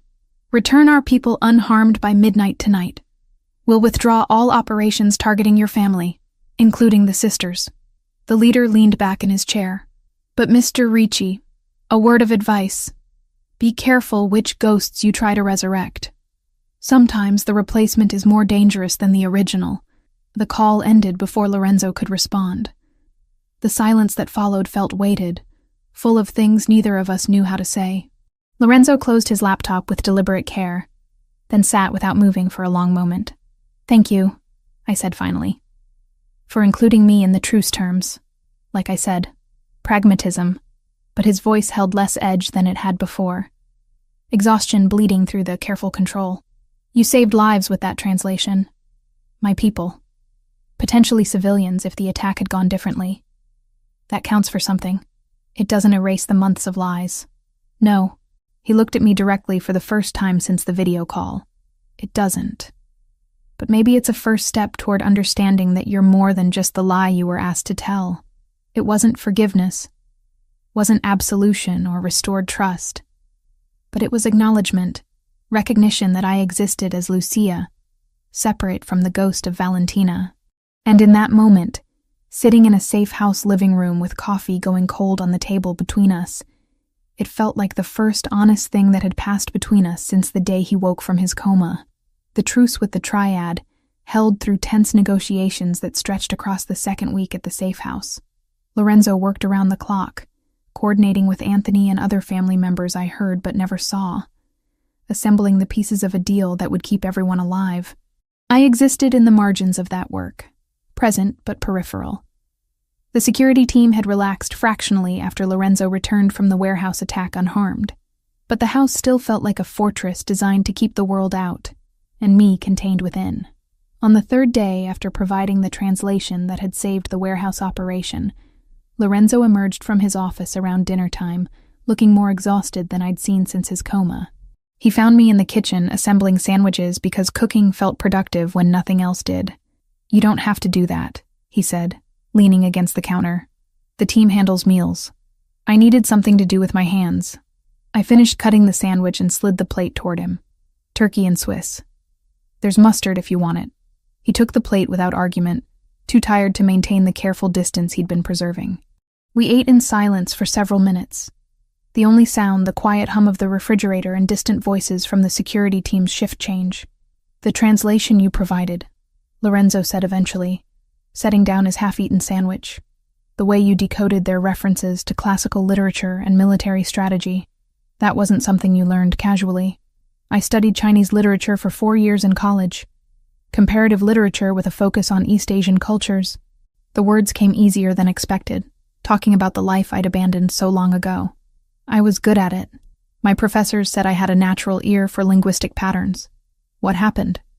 Why drop out if you were succeeding? The question I'd been dreading. Not because I didn't want to answer, but because the answer revealed so much about the sister he'd lost and never fully known. Valentina needed help. Her boyfriend at the time got her pregnant and then disappeared when she told him. She was terrified, alone, drowning in medical bills when she miscarried at 4 months. Lorenzo went very still, his sandwich forgotten on the plate. Valentina was pregnant. You didn't know. It wasn't a question. I could see the shock and pain radiating from him in waves. She never told you. We weren't together yet when that happened. We met 2 years ago, but if she was pregnant before that... He ran a hand through his hair. A gesture of frustration I'd learned meant he was processing something difficult. Why wouldn't she tell me later, when we got serious? I think she was ashamed. Not of the pregnancy itself, but of how alone she'd been. How completely that guy had abandoned her when she needed him most. I moved around the kitchen island, needing distance from the pain I was causing. She told me she never wanted to be that vulnerable again. Never wanted to need someone so desperately that losing them would destroy her. So she built walls. Lorenzo's voice had gone quiet, introspective, kept parts of herself separate. I always thought she was just independent, that she valued her privacy. I didn't realize she was protecting herself from being hurt again. She loved you. That was real.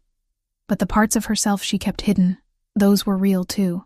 I hesitated, then added, I'm not sure you knew her as completely as you thought you did. I'm not sure anyone did.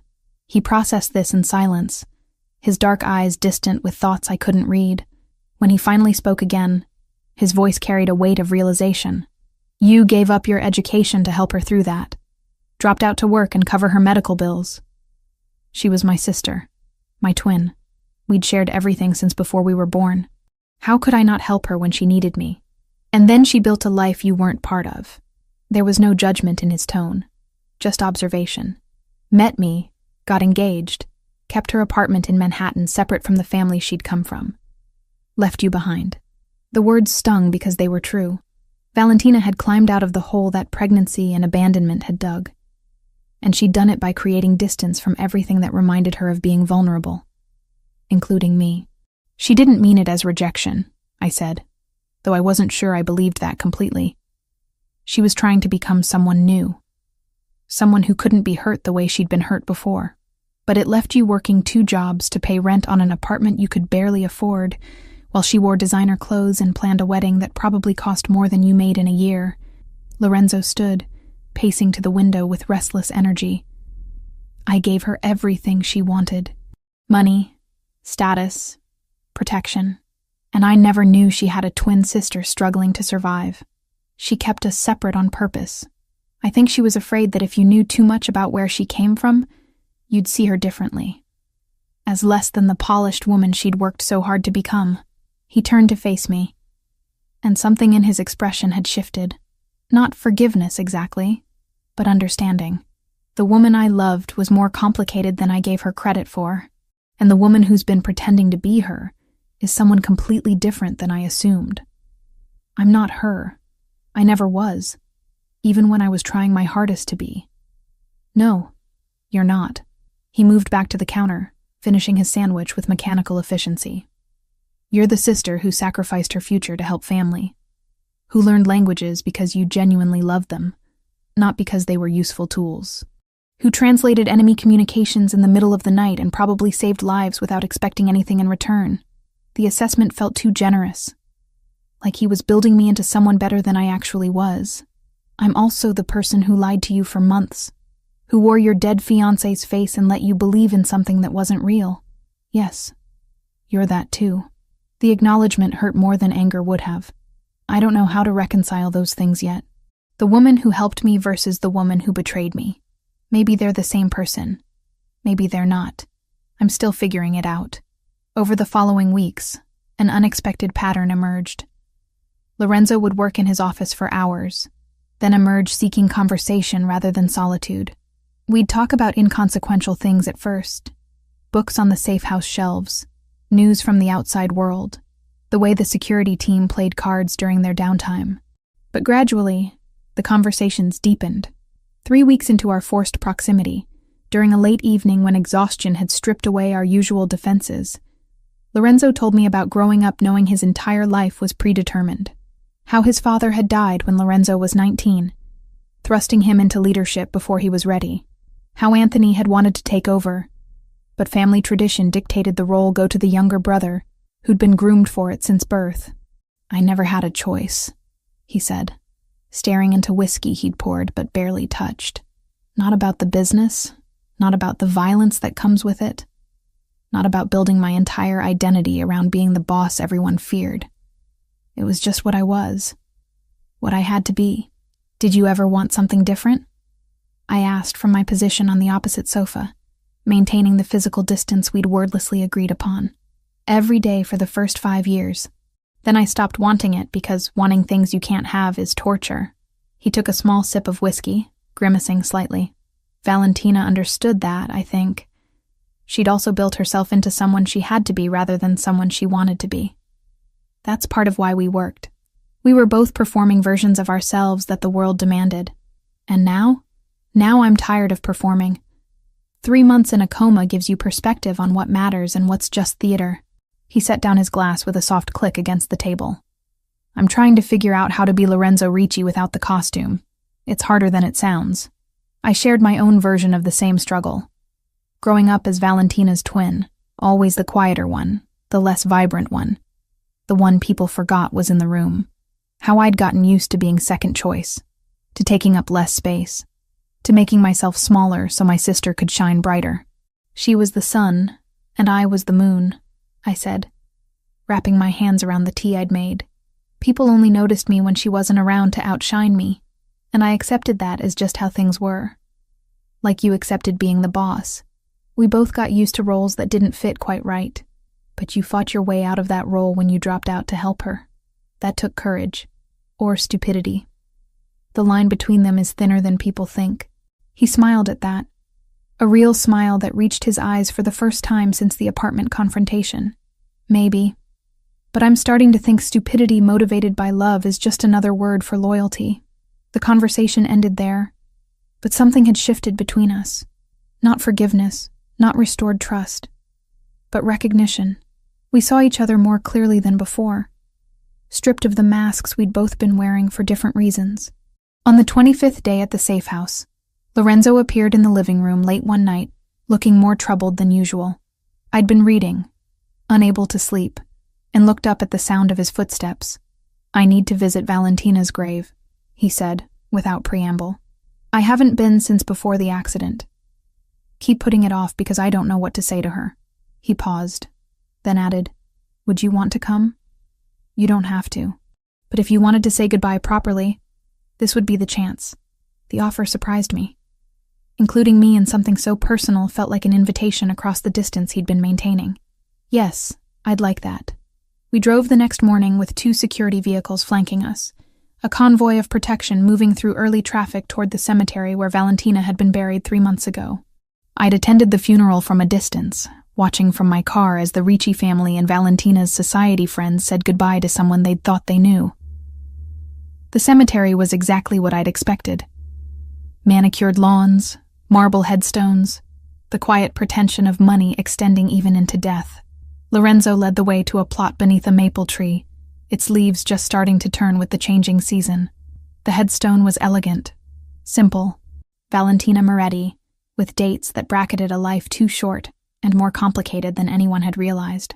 Lorenzo stood silent for a long moment, holding white flowers he'd bought along the way. When he finally spoke, it was in Italian, words I understood from my months of desperate study. He was asking forgiveness for not protecting her, for failing to see the attack coming, for surviving when she hadn't.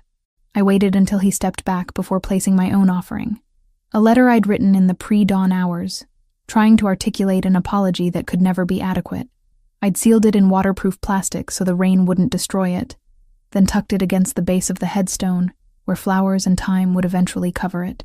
We cried separately, standing meters apart, mourning the same person from different angles. Lorenzo had lost his future. I'd lost my past. And neither of us could undo the fact that she was gone. On the drive back, Lorenzo broke the silence. "My mother has been calling. 10 times this week, maybe more. She wants to apologize, explain why she orchestrated everything. Will you answer? Eventually. She's my mother. I can't hate her forever even though part of me wants to right now." His hands tightened on the steering wheel. "But I can't look at her yet without feeling betrayed. Without wondering what else she'd be willing to lie about to protect me. I understand that feeling." I stared out the window at the suburbs rolling past. I feel the same way about myself. Looking in mirrors is complicated these days. "We're quite a pair," he said with dark humor. "Both of us betrayed by people we trusted. Both of us trying to figure out how to exist after everything fell apart. At least we're consistent in our dysfunction." That earned another small smile. There's something to be said for symmetry. 4 weeks after the warehouse attack, Lorenzo summoned me to his office with the formal tone he used for business rather than the casual conversations we'd fallen into. I entered to find him behind his desk, every inch the crime boss rather than the exhausted man I'd been talking to late at night. "The truce with the triad is holding," he said, gesturing for me to sit. "Our intelligence suggests they're satisfied with the terms and have moved their focus to other territories. Which means you're no longer in immediate danger. Relief, and something that felt uncomfortably like disappointment warred in my chest. That's good news. It means you can return to a normal life, not your old apartment. That's too exposed and they know the location. But I've arranged for a secure building with monitoring, top-floor unit with good sight lines and controlled access." He slid a folder across the desk. "Lease is already paid for 6 months. There's also a security stipend to cover monitoring costs and any other necessities." I opened the folder to find apartment details and financial information that was far more generous than necessary. "Lorenzo, I can't accept." "You can, and you will. You risked your life because of my family's enemies. The least I can do is ensure you're safe and comfortable going forward." His tone left no room for argument. "There's also information about a language services company that's looking for contractors with Mandarin skills. I may have mentioned your qualifications to their hiring manager. You're setting me up with a job? I'm providing a reference. What you do with it is your choice. He leaned back in his chair, and for the first time I saw uncertainty beneath the professional facade. You don't belong here, Lucia. In this house, in my world, in the life you were pretending to live. You deserve the chance to build something real, something that's actually yours. The dismissal was clear, wrapped in generosity but ultimately a door closing. He was giving me freedom because he didn't want the reminder of what I'd done, the walking evidence of months of deception. I understood it intellectually, even as it carved something hollow in my chest. When do I leave? Whenever you're ready. Tomorrow, next week. The apartment is available now. I stood, taking the folder with its promise of a new life built on foundations I hadn't earned. Thank you. For everything. For saving me. For the apartment. For the job reference. For not hating me as much as you have every right to. I'm working on not hating anyone, he said quietly. It takes too much energy, and I need all I have for figuring out what comes next. What does come next? For you? I don't know yet. That's the terrifying part. He looked at me directly, and in his dark eyes I saw the same uncertainty I felt every morning. But I know it starts with truth. No more performances, no more becoming what other people need me to be. Just figuring out who Lorenzo Ricci actually is underneath all the masks. I hope you find him, the real version. He's probably worth knowing. Same to you. Lucia Moretti without the costumes. I suspect she's more interesting than the ghost she was pretending to be. I left his office with the folder clutched in my hands, and the weight of goodbye settling over everything. The safe house that had been my prison and sanctuary would become just another place I'd lived briefly. Another chapter in the fragmented story of a life I was still learning how to live honestly. I moved into the secured apartment 2 days later, carrying the same single suitcase I'd fled the Ricci mansion with weeks ago. The building was everything Lorenzo had promised. Controlled access, security cameras covering every angle, a top-floor unit with windows that looked out over the city rather than facing other buildings where snipers could position themselves. The space was furnished in that same impersonal way the safe house had been. Neutral colors and functional pieces that suggested no one's actual taste. But it was mine. My name on the lease, my key in the lock. My life to rebuild however I chose. I'd taken the folder Lorenzo provided about the language services company, made the call, had an interview that went better than expected when I demonstrated my Mandarin fluency and explained my academic background. They hired me as a contractor within a week. Translation work I could do remotely without committing to an office where my past might catch up with me. It wasn't the career I'd dreamed about in college, but it was honest work using skills I'd actually earned rather than stolen from my sister's life. That counted for something. The first 2 weeks alone felt like learning to breathe in a different atmosphere. No security team rotating through shifts. No Lorenzo emerging from his office at odd hours seeking conversation. Just me and the quiet apartment, and the work that filled my days with purpose, even when it couldn't fill the hollow spaces grief and guilt had carved out. Isabetta called on a Tuesday afternoon, while I was reviewing a particularly complex technical translation. I almost didn't answer, seeing her name on the screen and feeling my stomach clench with remembered shame. But avoiding her forever wasn't possible, and maybe not even what I wanted. Lucia. Her voice came through thick with emotion. Thank you for answering. I wasn't sure you would. I wasn't sure I would either, I admitted, setting aside my work. How are you? Terrible. Better. I don't know. A shaky breath. I'm calling to apologize. Not because it will fix anything, but because you deserve to hear it from me directly. What I asked you to do, what I convinced you was necessary, it was selfish. I prioritized Lorenzo's physical recovery over every other consideration, including the damage it would do to both of you when the truth came out. You were trying to protect your son. I was trying to control an outcome I had no right to control. Her voice broke completely. I thought I could manage the situation, that I could create a safe space for Lorenzo to heal and then reveal the truth gently once he was strong. But I underestimated how long it would take, how complicated the deception would become, how much it would cost everyone involved. I moved to the window, looking out at the city and remembering all the times I'd stood in similar windows at the mansion, wearing Valentina's clothes and pretending to be someone I wasn't. We both made choices we can't undo. We both have to live with what those choices cost. Lorenzo is speaking to me again. Isabetta continued. Not often. Not with the warmth we used to have. But he answers my calls now. Agreed to have dinner last week. We're rebuilding trust one painful conversation at a time. Something in my chest loosened slightly. I'm glad. He needs his family. Even when he's angry at them. He needs you too. Though he might not realize it yet. Before I could protest, she continued. Not as Valentina's replacement. As Lucia. As the woman who helped him recover, even though she was drowning in guilt the entire time. That person matters, regardless of the lies she was asked to tell. I don't know if he sees it that way. Give him time. Lorenzo processes things slowly, but when he comes to conclusions, they're usually the right ones. She paused, then added softly, I hope you can forgive me, Lucia. Not today necessarily, but someday. I hope we can find a way past what I asked you to do. I thought about it, really thought about whether forgiveness was possible. Isabetta had manipulated me, yes. Had used my grief and desperation and love for my sister to orchestrate an elaborate deception. But she'd also been a mother terrified of losing her son, making impossible choices in impossible circumstances. I forgive you, I said, and was surprised to find I meant it. I understand why you did it, even if I wish you hadn't. We were both trying to protect Lorenzo in our own misguided ways. That has to count for something. She cried then, relief and gratitude pouring through the phone in barely coherent words. We talked for another 20 minutes, cautiously rebuilding a connection that had been based on lies, but maybe didn't have to stay that way.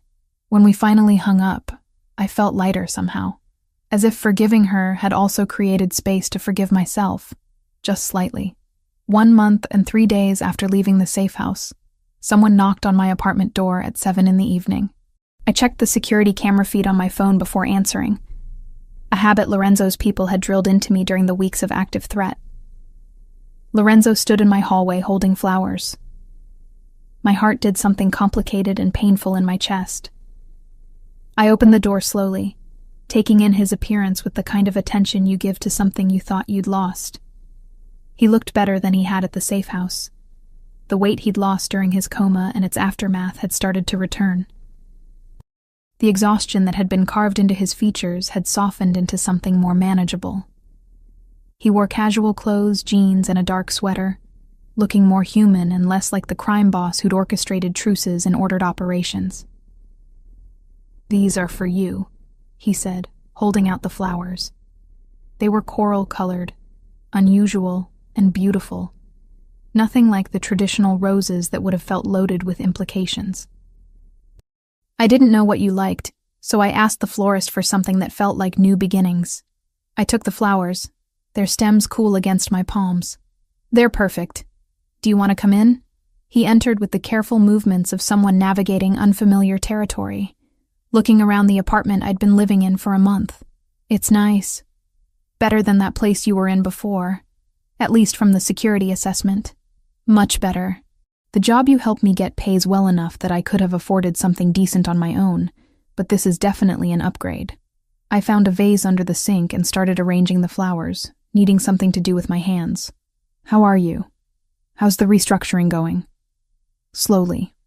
Convincing old school members that we need to move away from certain activities is like trying to turn an ocean liner with a canoe paddle. But Anthony supports the changes, and together we're making progress. He settled on the edge of the sofa. Not quite relaxed, but not as rigid as he'd been. "I've been thinking about what Valentina used to say, about legitimacy, about building something that didn't require violence as its foundation. I dismissed it then because I thought she was being naive. Now I'm starting to think she was just seeing clearer than I was. She'd be proud of you for trying. Maybe. Or maybe she'd point out I should have listened years ago instead of waiting until I nearly died to take her seriously." He pulled a small box from his jacket pocket and set it on the coffee table between us. "I brought you something else." I sat across from him, leaving the safety of distance, and picked up the box. Inside, nestled in dark velvet, was the platinum ring I'd worn for 3 months. Valentina's engagement ring. the symbol of everything I'd pretended to be. "It belongs to her memory," Lorenzo said quietly. "Not to you, not to anyone else. I had it cleaned and reset in its original box. But I wanted you to see it one more time, to understand something." "What?" "That I know why you accepted my family's request. You weren't trying to hurt me or steal Valentina's place. You were trying to help, in the only way they gave you to help. And while I'm still processing the betrayal, I'm starting to understand the impossible position you were in." He leaned forward, elbows on his knees. "This ring represents a promise I made to someone who's gone. But maybe it's time to stop living in that past and figure out what the future could look like." I closed the box carefully, the weight of it somehow both heavy and liberating. "What does that mean?" "It means I'd like to take you to dinner. Not as an obligation, not because of security concerns or family pressure. Just as two people who've been through something terrible together and might want to see if there's anything worth building on the other side." His dark eyes held mine, vulnerable in a way I'd only seen during his worst moments of recovery. "I want to know who Lucia Moretti is when she's not pretending to be anyone else. If you're willing to show me." The invitation hung between us, weighted with possibility and risk in equal measure. This was a chance to start over, to build something real from the wreckage of what we'd both lost. But it was also terrifying, exposing myself to someone who'd seen me at my absolute worst and had every reason to never trust me again. "Yes," I said, because the alternative was letting fear make my decisions for the rest of my life. "I'd like that. I'd like to see who we both are when we're not wearing masks." "Saturday? There's a restaurant in Brooklyn. Small place that doesn't cater to the usual crowd. We could just be two people having dinner. Saturday works." He stood, and I walked him to the door. Before leaving, he paused in the doorway. "This won't be easy. I can't promise I've completely forgiven you, or that I won't have moments where the betrayal hits me fresh. But I think we both deserve the chance to figure out if there's something real here, underneath all the lies and trauma. I'll take complicated and real over simple and false any day." A small smile touched his lips. "Good. That's what we've got." The dinners became weekly rituals over the next 3 months. We met at different restaurants, always in neighborhoods where Lorenzo's reputation didn't precede him, places where we could talk without performing for audiences who expected certain behavior from a crime boss and his companion. We talked about everything except the immediate past, giving ourselves space to be people rather than victims of circumstance. Lorenzo told me about his plans to restructure the family business, moving resources toward legitimate enterprises and slowly extracting them from the violent operations that had defined previous generations. It was work that would take years and came with resistance from all sides. But he was committed to honoring what Valentina had asked for, even if she'd never see the results. I told him about returning to school online, taking literature courses again after so many years away from academia, about the satisfaction of translation work, the puzzle of making meaning transfer across languages and cultures, about slowly rebuilding a life that felt like mine rather than something borrowed or stolen. We avoided the minefield of what had happened between us, not out of cowardice, but strategic patience. Some wounds needed time before they could be examined without causing more damage. 3 months into our weekly dinners, Lorenzo picked me up at my apartment with a nervousness I'd never seen in him before. We'd fallen into comfortable patterns by then, easy conversation and careful boundaries. But tonight felt different somehow. The restaurant was one we'd been to before, a quiet Italian place where the owner knew Lorenzo, but didn't make a fuss about his presence. We ordered food we barely tasted, both of us dancing around something neither knew how to say directly. "I've been seeing a therapist," Lorenzo said halfway through the meal, setting down his fork with deliberate care. Anthony suggested it months ago, and I finally took his advice. "Trying to process everything that happened, the coma, the lies, losing Valentina, all of it. How's that going?" "Slowly. Painfully. Productively, I think." He took a sip of wine, organizing his thoughts. "One thing we talk about a lot is the difference between the person I was with Valentina and the person I am now. How trauma changes you in ways you can't undo, and maybe that's not entirely bad." "What do you mean?" "The man who got engaged to your sister was performing a role. The powerful boss, the controlled leader, the person who had everything figured out. I thought that's what she wanted. what everyone wanted, but that person was exhausting to be. And I'm not sure he was particularly real. He looked at me directly. The person I am now, after everything. He's messier, more uncertain, but maybe more honest. I like this version, I said quietly. Messy and uncertain beats polished and fake. That's what I'm hoping. He reached across the table, palm up, an invitation rather than a demand. I placed my hand in his, feeling the calluses from his physical therapy and the warmth that still sent electricity through my nervous system. Lucia, I need to ask you something important. My heart rate kicked up. Okay, these last 3 months, getting to know you as yourself rather than as Valentina's echo, it's been the most honest thing in my life. You don't perform for me. Don't tell me what you think I want to hear. You just exist as Lucia, with all your complications and flaws and strengths. And he paused, searching for words. It's what I didn't know I needed. Lorenzo, let me finish. His thumb traced circles on the back of my hand. I can't promise I'm completely over what happened. Can't say there won't be moments where I remember the betrayal and feel it fresh. But I'm starting to understand that you were as much a victim of my family's choices as I was. And more importantly, I'm starting to care about who you are separate from all of that. What are you asking? I'm asking if you'd be willing to try this for real. Not dinner as friends, not careful conversations where we avoid the past, but an actual relationship where we figure out together what we could be. His eyes held mine with an intensity that made it hard to breathe. I'm asking if you'll be my girlfriend, not my fiancé, not a replacement for someone I lost. Just Lucia, the woman I'm choosing right now, in this moment, with full knowledge of everything we've been through. The question hung between us, loaded with possibility and risk. This was everything I'd been afraid to want, offered freely by someone who had every reason to keep his distance. It was terrifying and perfect, and more than I'd thought I deserved. Yes, I said, and watched relief flood his expression. Yes, I want to try. I want to see what we could build when it's real from the start. He stood and moved to my side of the table, pulling me up and into a kiss that tasted like wine and promises and new beginnings. It was different from that first kiss in the therapy room months ago, that test of recognition and memory. This was acknowledgement.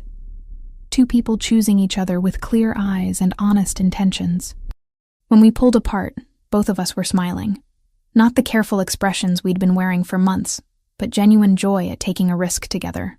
This might be a disaster, I said, resting my forehead against his. Probably. But it'll be our disaster, built on truth instead of lies. I'll take those odds. Our first official date as a couple happened the following weekend. Lorenzo insisted on picking me up properly, bringing more coral flowers, and wearing what he called his attempting to be a normal boyfriend outfit. We went to a movie neither of us could later remember the plot of, too aware of each other's presence to focus on the screen. Afterward, at a diner that served breakfast food 24 hours a day, we ran into Anthony. It wasn't a coincidence, I realized, seeing the way Lorenzo's brother appeared with perfect timing. He'd been informed where we'd be, probably asked to show up as a gesture of family approval. Lucia. Anthony's greeting was formal, but warmer than I'd heard from him before. Good to see you looking well. You too. Thanks for everything. For giving Lorenzo space to figure things out. For not pushing when pushing would have made things worse. He's my brother. Pushing him never works. Anthony settled into the booth across from us, ordering coffee when the waitress appeared. For what it's worth, I think you're good for him. He's different with you. More himself. Less the role everyone expects him to play. That's what I'm hoping for both of us, Lorenzo said, his hand finding mine under the table. Room to be ourselves without the weight of other people's expectations. Speaking of expectations, Mother wanted me to pass along that she'd love to have you both for dinner next week. If you're ready for that. Anthony's tone made it clear the choice was truly theirs, no pressure being applied. She's been working on her own recovery, facing what she did and why. I think seeing you two together, happy, would mean a lot to her. Lorenzo looked at me, the question clear in his eyes. What do you think? I think we're strong enough to handle that, I said, surprising myself with the certainty. and I think she deserves to see that something good came from all the mistakes we all made. We went to that dinner the following Thursday. Isabella cried when she saw us arrive together, holding hands, clearly more than just cordial acquaintances. She'd aged in the months since I'd last seen her in person. The stress of nearly losing her son, and then betraying him, carving new lines into her elegant face. But there was also relief there. Gratitude that her family was slowly healing. The meal was easier than I'd expected. We talked about neutral topics at first, gradually working our way toward harder subjects. Isabella apologized again, this time to both of us together, acknowledging the damage her choices had caused. Lorenzo accepted with more grace than I'd thought possible, explaining that forgiveness was a process, but he was working on it.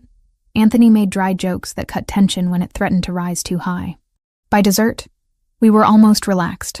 4 people who'd been through trauma together, and were tentatively figuring out how to be family again. 6 months after the day Lorenzo had appeared at my apartment with coral flowers, he asked me to be his girlfriend officially during one of our walks through the park near my building. It was a warm evening, the kind where the city felt almost peaceful, and we'd been discussing his latest success in moving a major portion of the family business into legitimate territory. "We're really doing this," he said, not quite a question. "Building something real on ruins of something false. Yes, we're really doing this. It's terrifying. Completely." I squeezed his hand. "But it's also the most honest thing I've ever done. For the first time in my life, someone sees all of me, knows all the worst things I've done, and still chooses to stay. That's worth being terrified for." "Same," he said simply. "You're worth the fear." We weren't a fairy tale. Lorenzo still ran an empire that operated in moral gray areas I tried not to examine too closely. I still carried the weight of months spent living a lie. Guilt that woke me some nights with Valentina's face behind my eyelids. We both had scars that would never fully heal, damage that marked us permanently. But we were real, finally, completely, undeniably real. 2 people who'd been broken by impossible circumstances, and were slowly teaching each other how to be whole again, not by forgetting what had happened, but by choosing to build something new from the pieces that remained. It wasn't the ending either of us had imagined. But standing in that park with Lorenzo's hand in mine, the city lights coming on as evening settled, I realized it was better than anything I'd dared to hope for during those desperate months of deception. We were Lucia and Lorenzo. Not echoes of other people, not performances for audiences who expected certain behaviors. Just ourselves, messy and complicated, and trying our best to be honest in a world that rewarded lies. And somehow, impossibly, that was more than satisfactory. It was everything.